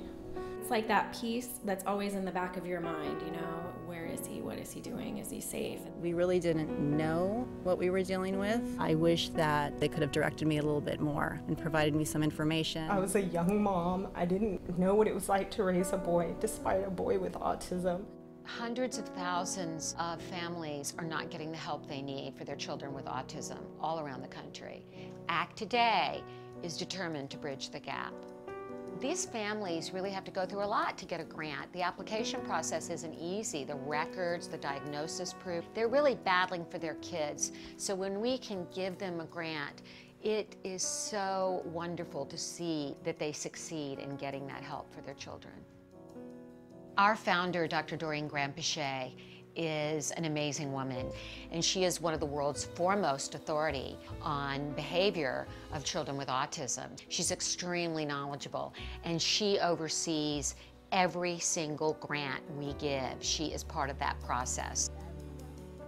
People may think of autism care and treatment as simply schooling or therapy, but we provide important safety supports, things like fencing, for example. The whole family's living in fear of that child running out into traffic. I recently delivered an iPad to a little boy with some of the apps that are out there for children with autism. Miracles happen. I got the iPad from ACT. From ACT, What did it say? Can you repeat that, Dustin? I got the iPad from ACT. We have helped so many military families, and when I think of these brave families that are fighting two battles, one to protect our country and one for the right treatment and care for their children, it breaks my heart, and I think we have to do more as a nation to help them.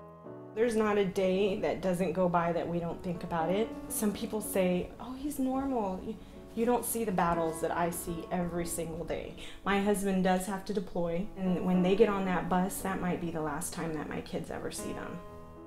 So I called, and they informed me that he had received a grant, which was like a blessing from above. I was just like speechless. I just started to cry because, without it, we would have been lost. The ACT grant was a total miracle. Without that, we wouldn't be able to receive the service dog. So we're so appreciative what they've done for us as a family.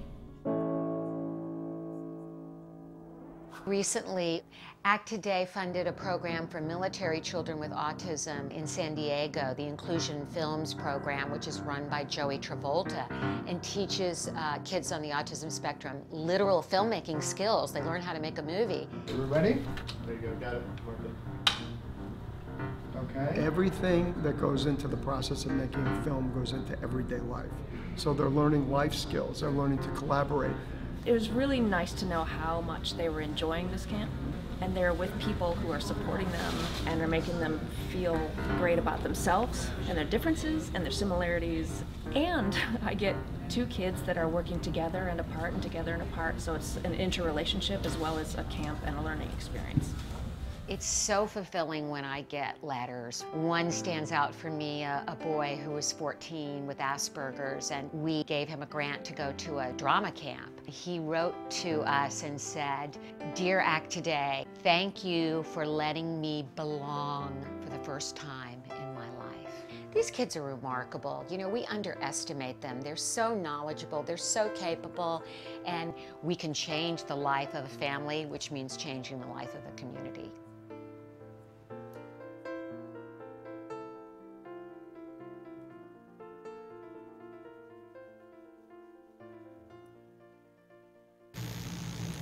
Welcome back to Autism Live. It's Thursday, and I love Thursday, and I love how Thursday ends because we have Dr. Jonathan Tarbox here with us.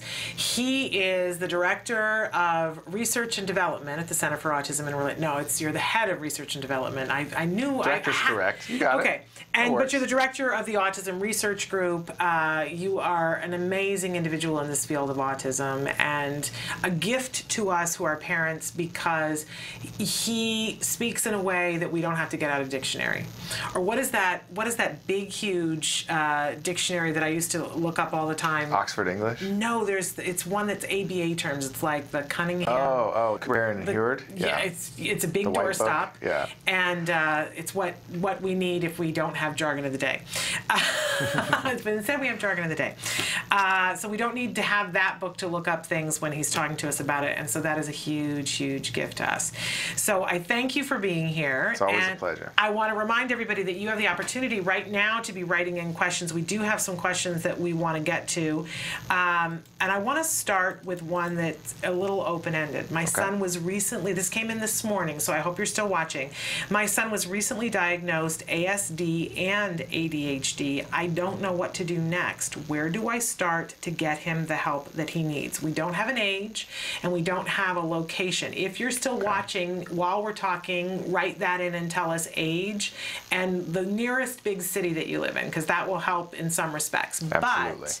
But recently diagnosed ASD and ADHD, which a couple of years ago you couldn't get both, but now you can. So where does she start?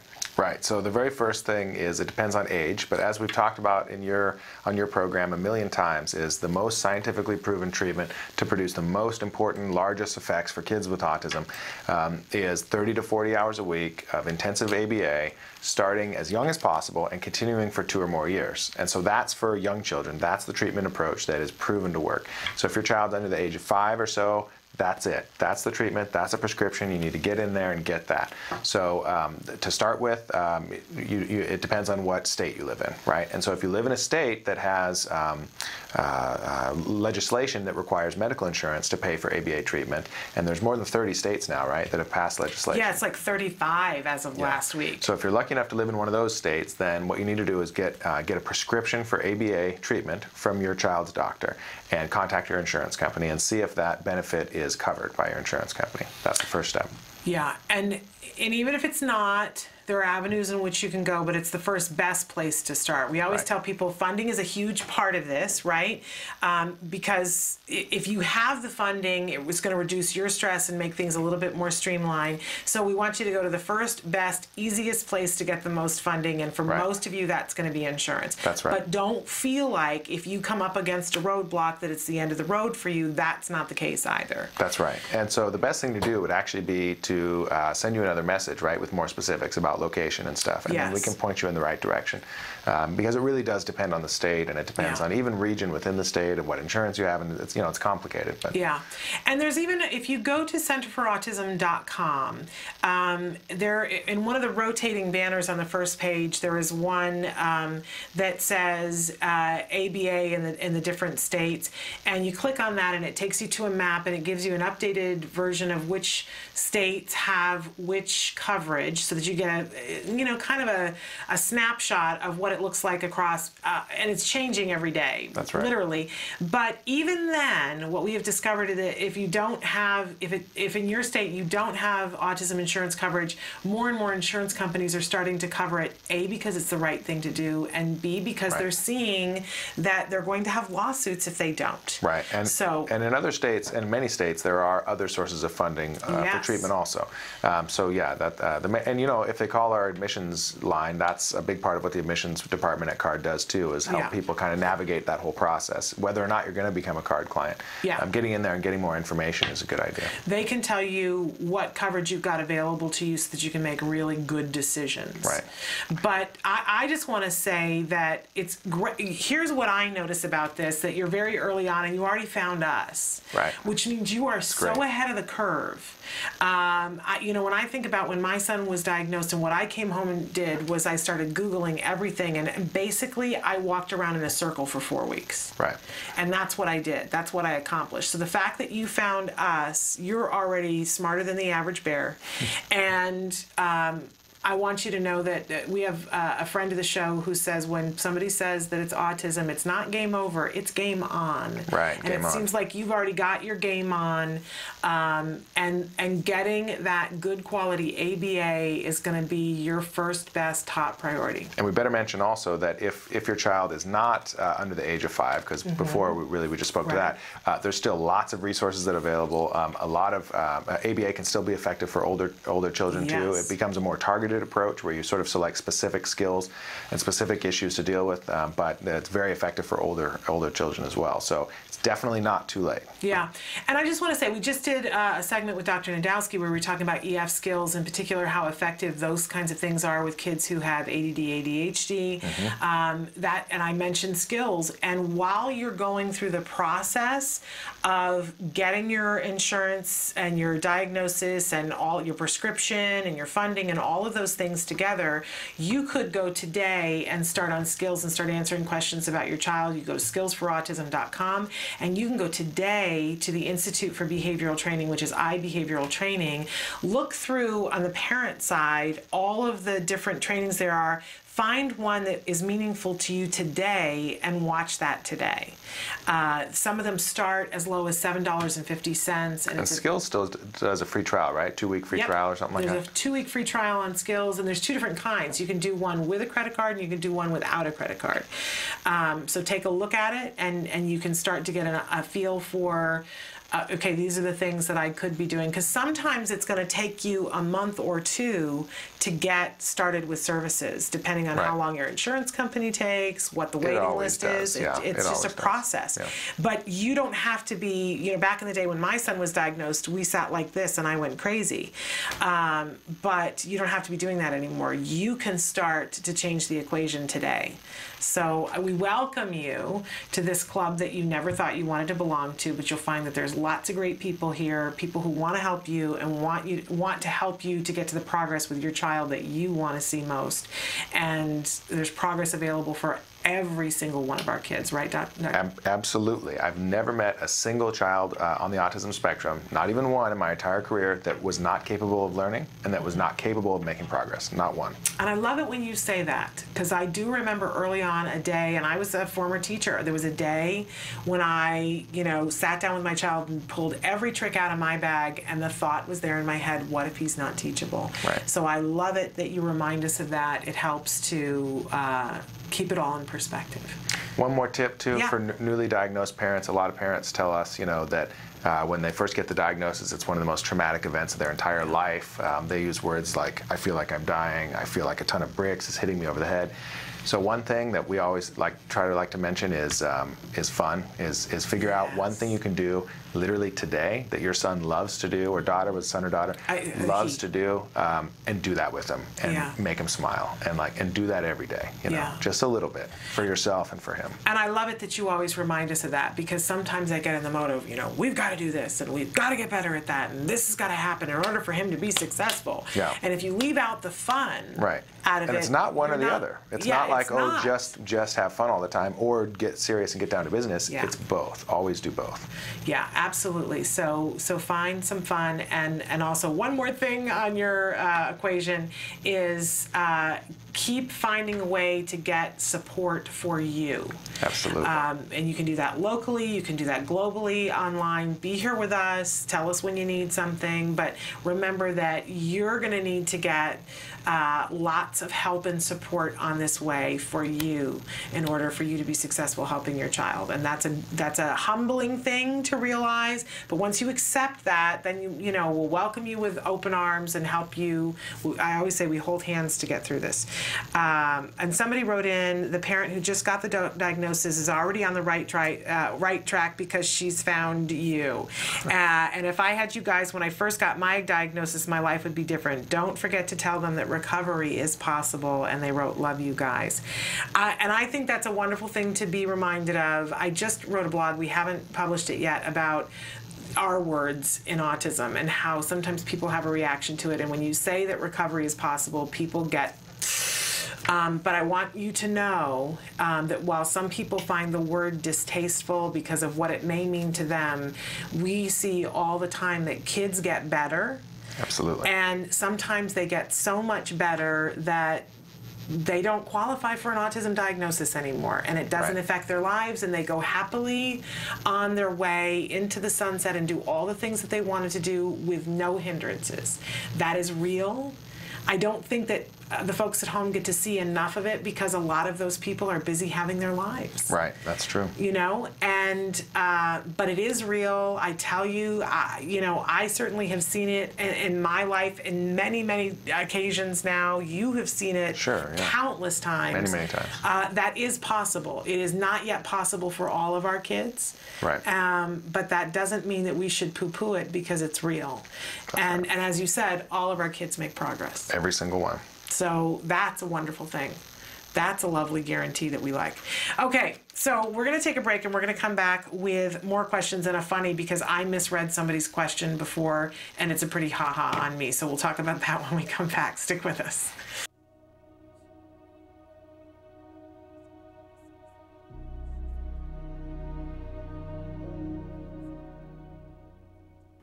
Hello, activists. Let's talk about step 7. Recognize your gifts and abilities. Whatever gifts and abilities you had before autism entered your life, you have them now. And I bet you've developed some that you didn't even know you had. Those gifts and abilities are going to help you in your journey of parenting a child with autism spectrum disorders. Maybe you're a born researcher, teacher, negotiator, or organizer. Well, you're going to need all of those talents. And you could find a whole new calling. That's what happened to me. If you had told me 20 years ago that I was going to leave behind a career as a television producer to work as an autism advocate and activist, I would have said, you're nuts. If you don't think you have any special gifts or abilities, ask someone who loves you. They'll tell you what they are. I guarantee you, you have them. What's your special gift? Find it, use it, for yourself, for your child, for the good of all concerned. Until next time, keep the faith. Welcome back to Autism Live. So earlier, somebody had written in a comment. We talked yesterday about suicide, and when I was reading there, sometimes when you guys send in the first name, even if it's just the first name of your child, I don't know, I'm compulsive about maintaining people's anonymity. I will edit that out when I'm reading it. And they had written in, they said, when I fell into the depths of despair, watching Constantine and getting the visual of perpetual torment was enough to deter any suicidal thoughts. And I am a, idiot. So I thought they were talking about their child being in perpetual despair. So I edited out the word Constantine, and she wrote back and said, "Hi, Shannon, thanks for reading my comment. I meant the movie Constantine with Keanu Reeves. What can I tell you?"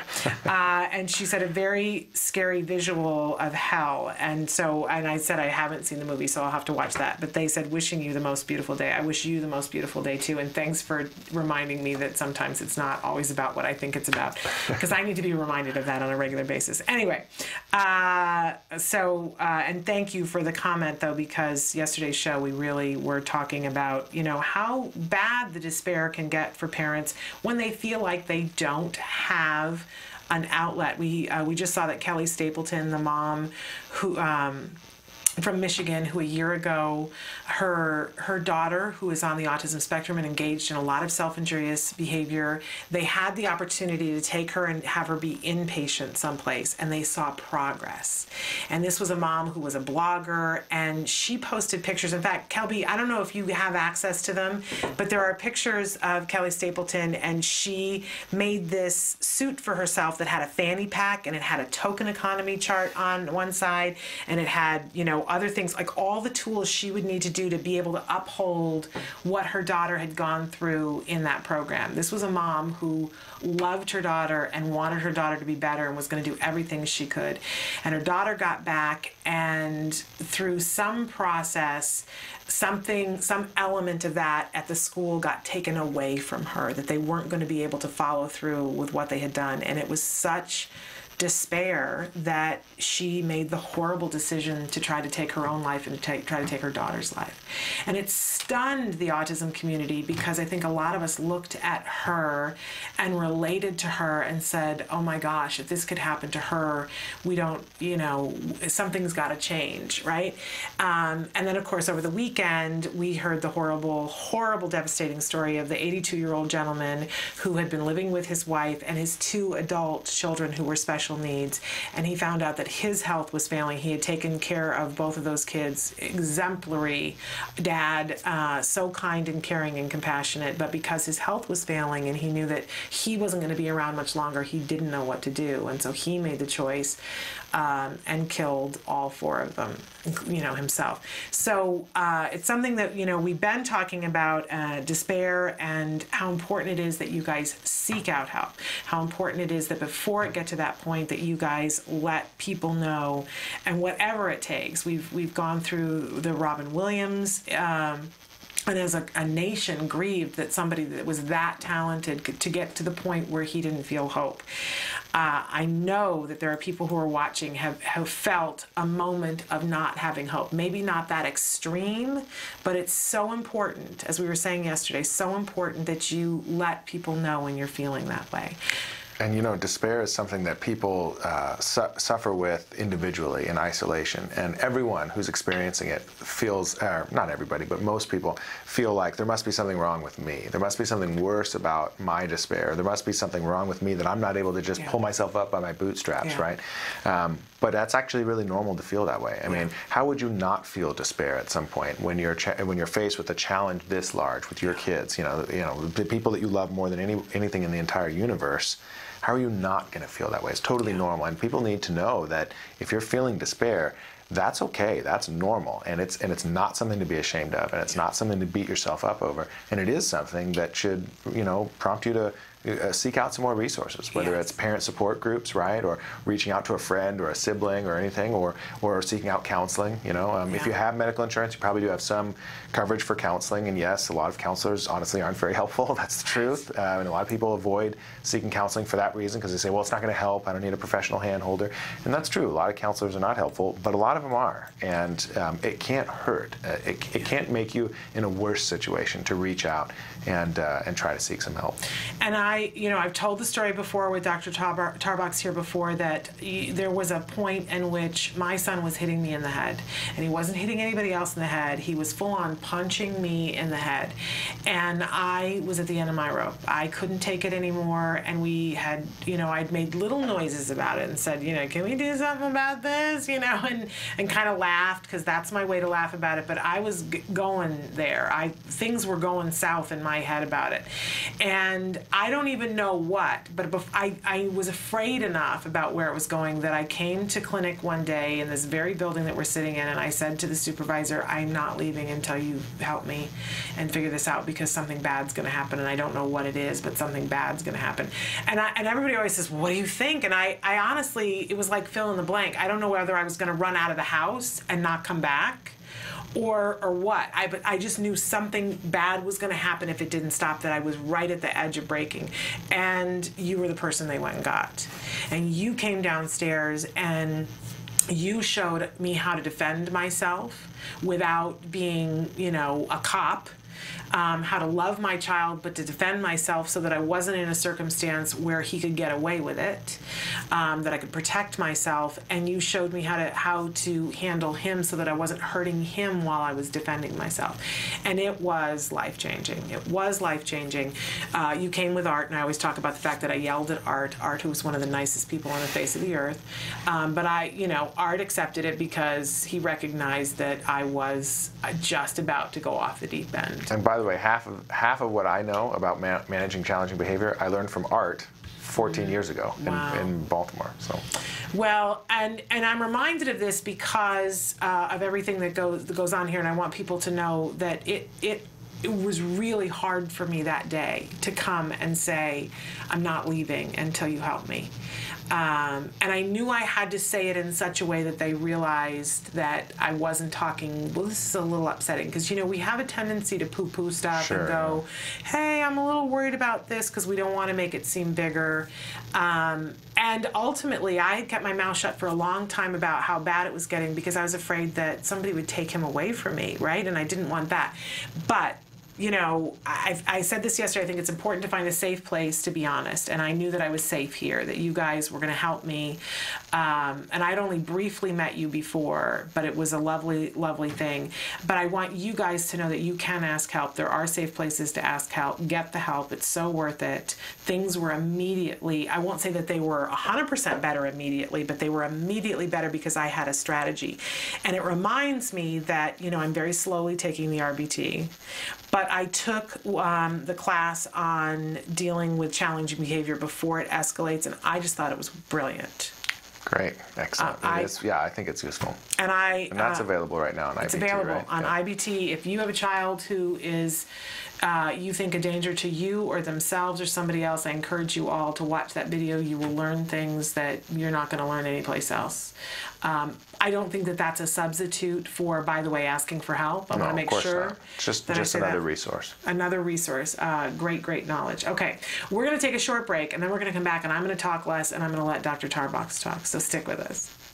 Hi, welcome to Camp Discovery, a free-to-play suite of fun, interactive learning games for kids 2 and up, designed by experts in autism. Camp Discovery will open your early learner to a world of new skills, shapes, numbers, colors, locations, emotions, and more. Let's get started. Please choose a level. Objects. First, Camp Discovery's Intelligent Preference Assessment determines your child's preferred reward for choosing correctly.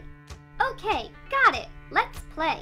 Camp Discovery creates a motivating learning environment for your child by minimizing incorrect responses and maximizing successful ones. Find the shoes. Respond correctly and your child is rewarded with their favorite animations. You did it. Respond incorrectly and our unique prompting system guides your child to the correct answer by making it the largest choice. That's not it. Try again. Way to go. Continue to answer correctly and the size gradually reduces until the child makes the correct choice independently. You win. Success! Rewards motivate learning. Complete a round and your child is rewarded with a fun mini-game. Track your child's progress with easy-to-read graphs. Multiple settings options allow you to customize Camp Discovery to your child's unique needs. All this in one single app, the Camp Discovery app, available for free on iTunes, Google Play, and Amazon Store.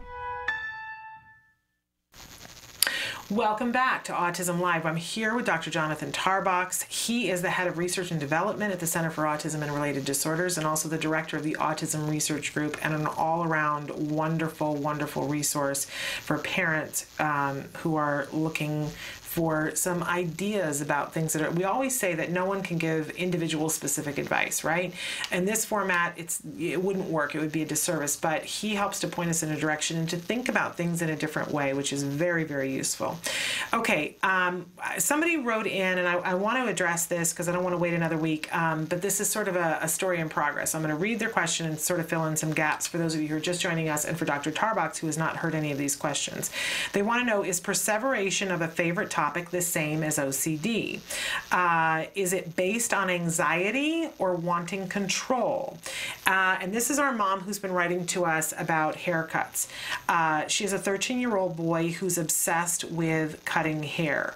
And she had written in and asked Dr. Grandpichet some questions about this, and Dr. Grandpichet said, you know, this is a very interesting obsession. We don't know what the function of the behavior is, and we need to find out what the function of the behavior is. She made some suggestions about, you know, are there other things that he could cut that would be more appropriate? Is it the noise of the cutting? Is it the action of the cutting? Is it a visual thing? You know, to try to do some research on it. The mom has tried some different things. He originally became obsessed about it because there was a video of a star who had very long hair and got it cut off very short, and that was fascinating to him. Okay. So he was watching lots of videos about it. She goes on to say he records the cut and watches the recording from time to time. She had a ponytail and he was wanting to cut it. She said she has cut off her ponytail because he used to stand behind her and pretend to cut it. She says we try to redirect to other activities as much as we can. Dr. Grandpichet talked about doing a social story about sometimes people don't want to have their hair cut. Right? And that sometimes, so she says we tried the social story with emotions, someone not liking their haircut, as Dr. Doreen suggested. He says he understands and will never cut someone else's hair. Great. They said doing the skills assessment has helped me ask the right questions to him to figure out what he understands or not. He needs more skills than we expected, and often I think that's the case, that we tend to think, oh, you know, my child only needs this and this, and then you do the assessment and you realize, oh, there's a whole bunch of things. But honestly, sometimes when you plug in one thing, other things will happen. I think you'll be pleased when you see what happens. Okay, and they said, thank you so much for the emotional support. But we go back to the question about, is perseveration of a favorite topic the same as OCD? Is it based on anxiety or wanting control? Got it. Okay. And first of all, I'd like to apologize to the viewer for laughing. You should probably hear me laughing in the background when you're describing the hair cutting, ponytail cutting obsession. And I want to make it real clear, I'm not making light of the behavior at all. I'm actually just honestly fascinated with how every time you think you've seen it all, a kid on the spectrum will come up with something new. And honestly, from their perspective, something kind of creative and different. You know what I mean? And I always say, you have to appreciate the imagination almost. And the passion. And the passion, yeah. And that I think, you know, what I've been able to see, and you've seen this much more, is that when you see that passion, it's always going to blossom into something that's going to be good. Right, that's right. It's just you got to figure out how to get from the point when it's really putting a crimp in your day and to putting a crimp in somebody's hair and getting paid thousands of dollars for it, Exactly right. That's exactly right. So, you know, it becomes a little bit like a Sherlock Holmes thing about, you know, cracking the case here so that we can figure out how this ends up being one of his talents. Exactly. Instead of something holding him back. Exactly right. And so, so to get back to our main question, though, is it the same as OCD? And actually, I would just echo what Dr. Grandpichet said. It really depends on the function. And OCD is really something separate from autism. There's a lot of overlap. There's a lot of folks on the spectrum that have a lot of OCD tendencies and traits, but it's not the same thing. Just being interested in one thing and perseverating on it over and over and over is not necessarily the same thing as OCD. And is it related to control, right, or anxiety? And the answer to that is it depends, and what they're identifying is kind of two different types of functions potentially of repetitive behavior. Sometimes the point of engaging in repetitive behavior is because it makes you feel a little bit better about something you are anxious about. So something happens in your environment and it causes an anxious feeling, like let's say if it was you or me, we'd be sitting in a lobby or in a waiting room before a job interview. We feel nervous. What do? We engage in some kind of repetitive behavior, maybe tapping our knee, maybe clicking a pen, maybe twirling our hair. Okay, so yes, some repetitive behaviors are clearly related to anxiety. Are they related to control was the other question. Absolutely. Some repetitive behaviors are related to the desire to be in control of one's environment. And we do see that quite a bit with folks on the spectrum, that they want to have control over their environment. We don't really have an explanation for why, but we have seen it a lot. And so sometimes engaging in things in exactly the same way over and over allows them the opportunity to be in control of how everything is done, if that makes sense. Yeah. However, it just totally depends. There are tons of perseverative behaviors that have absolutely nothing to do with control and nothing to do with anxiety. So exactly as Dr. Grandpichet said before, it depends on the function. It depends on the reason for the repetitive behavior to begin with. Okay.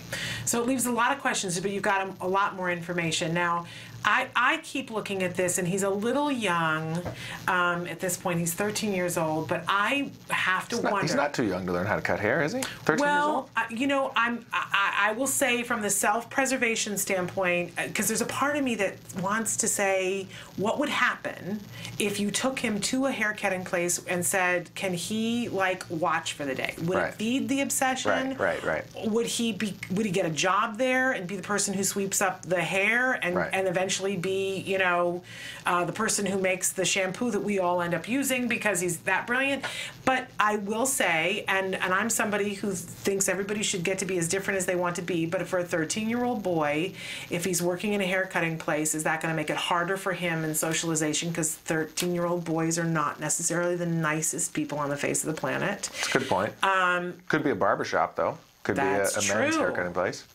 So if she were to take him once and try that, and it might be a disaster, like, is it a worthwhile experiment? It's a tough call. And of course, we don't know for this individual child, right? But there's a lot of kids who I would describe in a similar way to where, yeah, it's worth it to try out an alternative, appropriate way for them to engage in their obsession.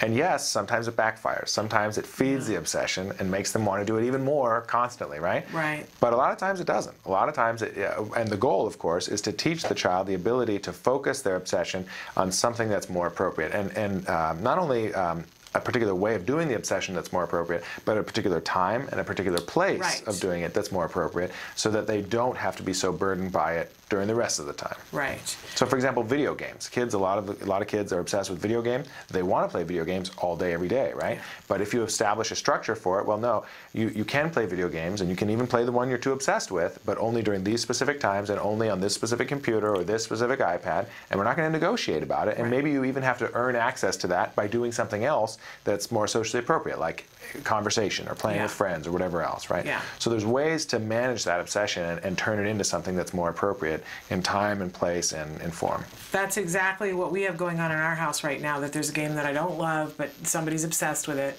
Somebody you've heard me talk about before. And he has to earn it every day, and it's contingent on behavior before and behavior after. And, you know, it's metered and measured, and there is no discussion about it. And I'm using it as a tool because it is the thing he wants, so I'm using it to get all the other things that I want. One of the things that I noticed is that when he would play, and when he plays any game, but in this game in particular, is that he didn't want to get off. Right. So I would say it's time for dinner, and he would either not respond or he would go, okay, like, you know, I'm some horrible person who came off the street and beat him, instead of saying, I just cooked you a happy, nutritious meal, one of your favorite things, right? Inappropriate in my book. And I just didn't want to be talked to that way, and I didn't want to have a fight every time it was time. And so we made it contingent upon you have to do certain things to be able to get access to the video game. And when I say time is up, that you are done and you are very nice to me and do the things that I asked to do, or you can't earn it for the next day.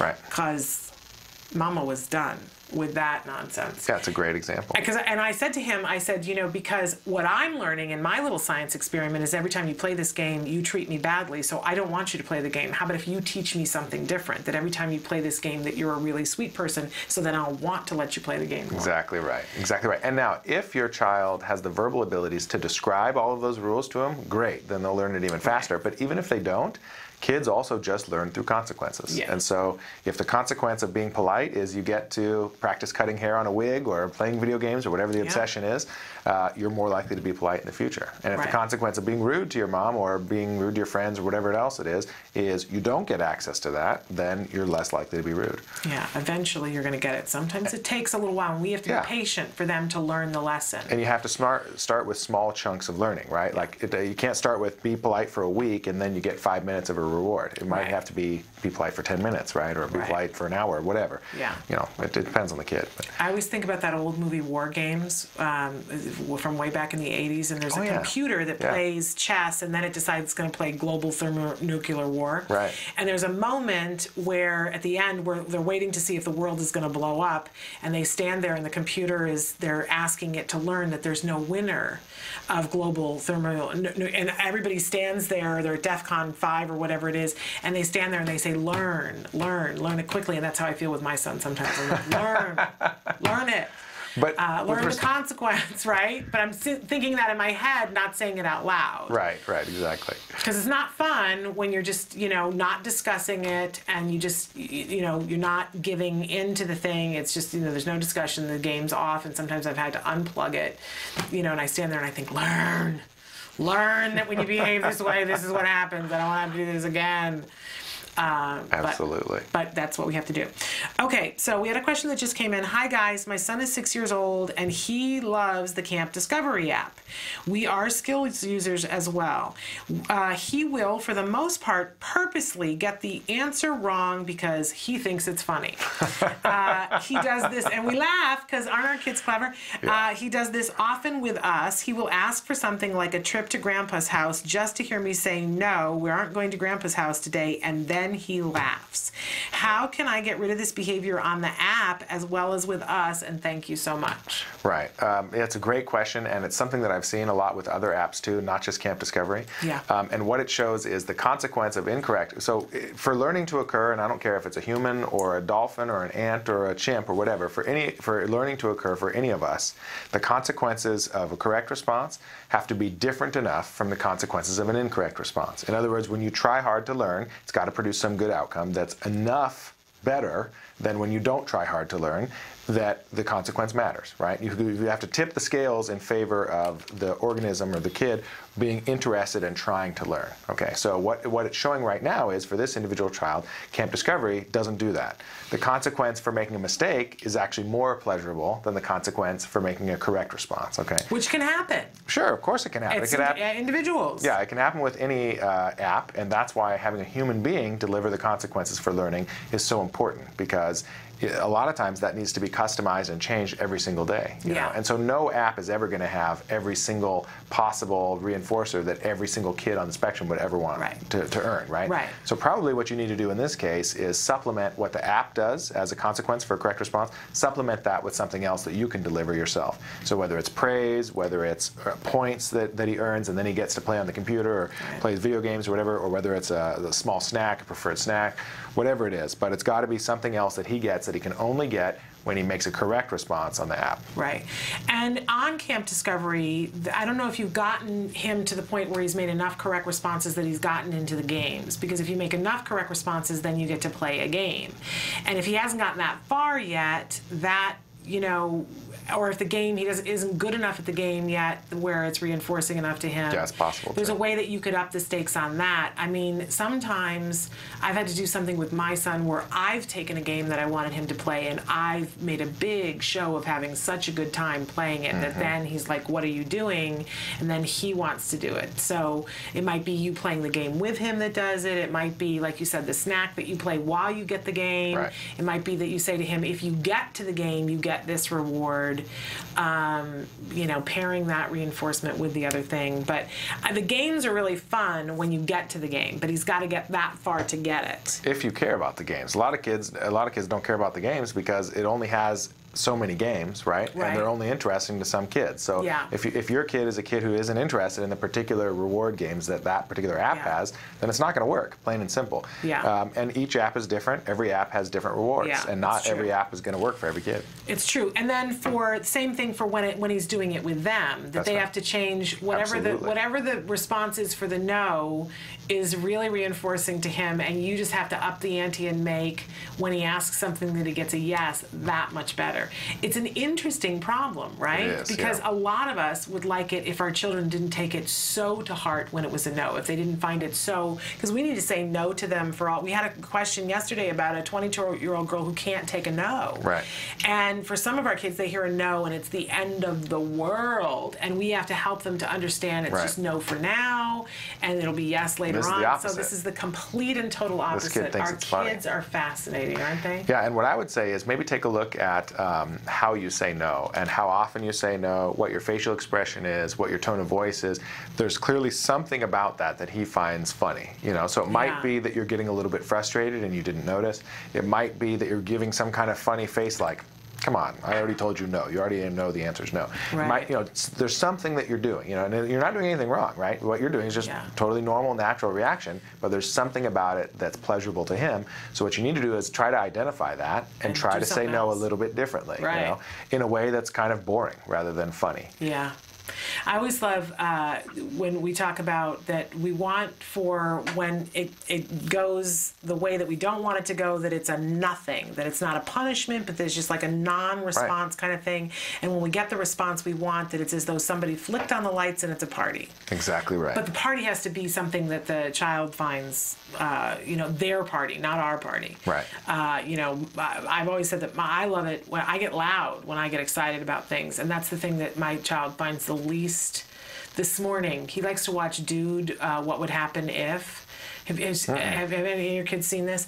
It's you can get it on Netflix, but it's a show that they had on with teenage boys doing science experiments. Oh, cool. But in a very weird setting, that they'll sit around their living room and they'll go, dude, what would happen if we tried to throw pizza to the second floor of a house? And then that's their question, right? And they do a little bit of research, and he's learning scientific method at school. So, you know, we've been watching this because they follow that, and then they'll come up with their conclusion and they recap and do the whole thing. And it's crazy, the things that they do. You know, this morning they were pretending to be bulls in china shops, and they were wearing bull costumes and seeing how much china they could buy. It's just nutty teenageness. But anyway, they always go, dude, because it's the name of the show. Dude, what would happen if? And I walked through into the living room this morning, and they said, dude, and I went, dude. And he said, could you please stop saying that? And I said, I don't even get to say dude anymore. And he goes, I hate it when you say dude. We're moving into the teen years. What am I going to do? Yeah. Okay. So the haircut mom wrote back in and said, you guys are the most thoughtful and nicest people. Please, no apologies for the sweet laughter. We laugh at our children when it's Cirque du Soleil here. And they said, Shannon, thank you for asking about the barbershop observation. Lots to think about, and thank you. Thank you for writing in, because and write back and let us know how it goes. Yeah, if you decide to do something like that, or I know you're still trying to find the mix. You're in the dude, what would happen if? You're in the what would happen if? Yeah. And eventually you'll come to a conclusion about it. It's your own little science experiment. Yeah, and don't you think that's just how we have to look at our lives as parents, whether we have kids on the spectrum or not? Is we don't really know all the answers, and all we can do is come up with maybe the 3 or 5 best ideas that we have. Try one first, see what happens, and be humble about it, and be analytical, and be as lighthearted as possible. Don't they make? I'm sure that they make wigs that go on mannequin heads that are specifically for learning how to cut hair, don't they? At like barbershop schools. Gosh, I don't know. I'm pretty positive those exist, and they're made specifically for that purpose, to practice cutting. That might be a fun activity to earn, as a reinforcer. I don't know. I don't know how expensive they are. They might cost a fortune, but I just went to a garage sale the other day and bought a pink wig for $1 for a friend who loves pink that I'm going to give to her. So, go to a garage sale and find a wig. I never thought about that before. We were talking about having him cut paper and find other things to cut that might. But it is a science experiment. I always, at the start of the show, I always say, I'm not an expert, but I have experts on the show. That I'm not an expert in autism, that I like to think I'm an expert in my child, but every day he proves me wrong, because just when I think I've got it, he grows. Right. And he comes up with something new just to stump me, and he's very good at that. In any case, we're essentially out of time. I was going to go for another question, but I've talked too much. But I thank you so much for everything that you do for all of us. Oh, thanks. You are an amazing individual, and I always leave Thursday feeling so hopeful about there's always something that we can do. There's always something that we can do. Always something we can do. And we should, as we get ready to part, talk about the fact that people can visit and take a survey for the Autism Research Group, correct? Tell them what website they can go to. www.autismresearchgroup.org. And we have a survey there for parents to fill out to give us their opinions on what research matters. And then there's also a wealth of resources on other information related to autism on the website, too. Okay. And I love the fact that it's sort of like try to stump Dr. Tarbox, that from time to time about, saying to you, okay, so what would you do if? So we appreciate when you guys write in questions for Absolutely. Dr. Tarbox. The weirder, the better. There we go. And we can keep a sense of humor about it, and I appreciate the fact that you're willing to keep a sense of humor about it, too, those of you at home. We said this yesterday. If you're not laughing at some of the stuff, it'll all get very dry very quickly. That's right. Our kids are amazing. They do amazing things, and I can't wait until the day when you figure out exactly what the haircutting thing is that's going to lead him down the path that he's going to go down. When I think about Temple Grandin, and, her mother chose to look at the things that Temple was interested in, that she obsessively wanted to draw horses. And when you think about that, all she wanted to do was draw horses. And that led to her being able to draw some of the most beautiful plans for cattle pens and things that anybody's ever been able to do.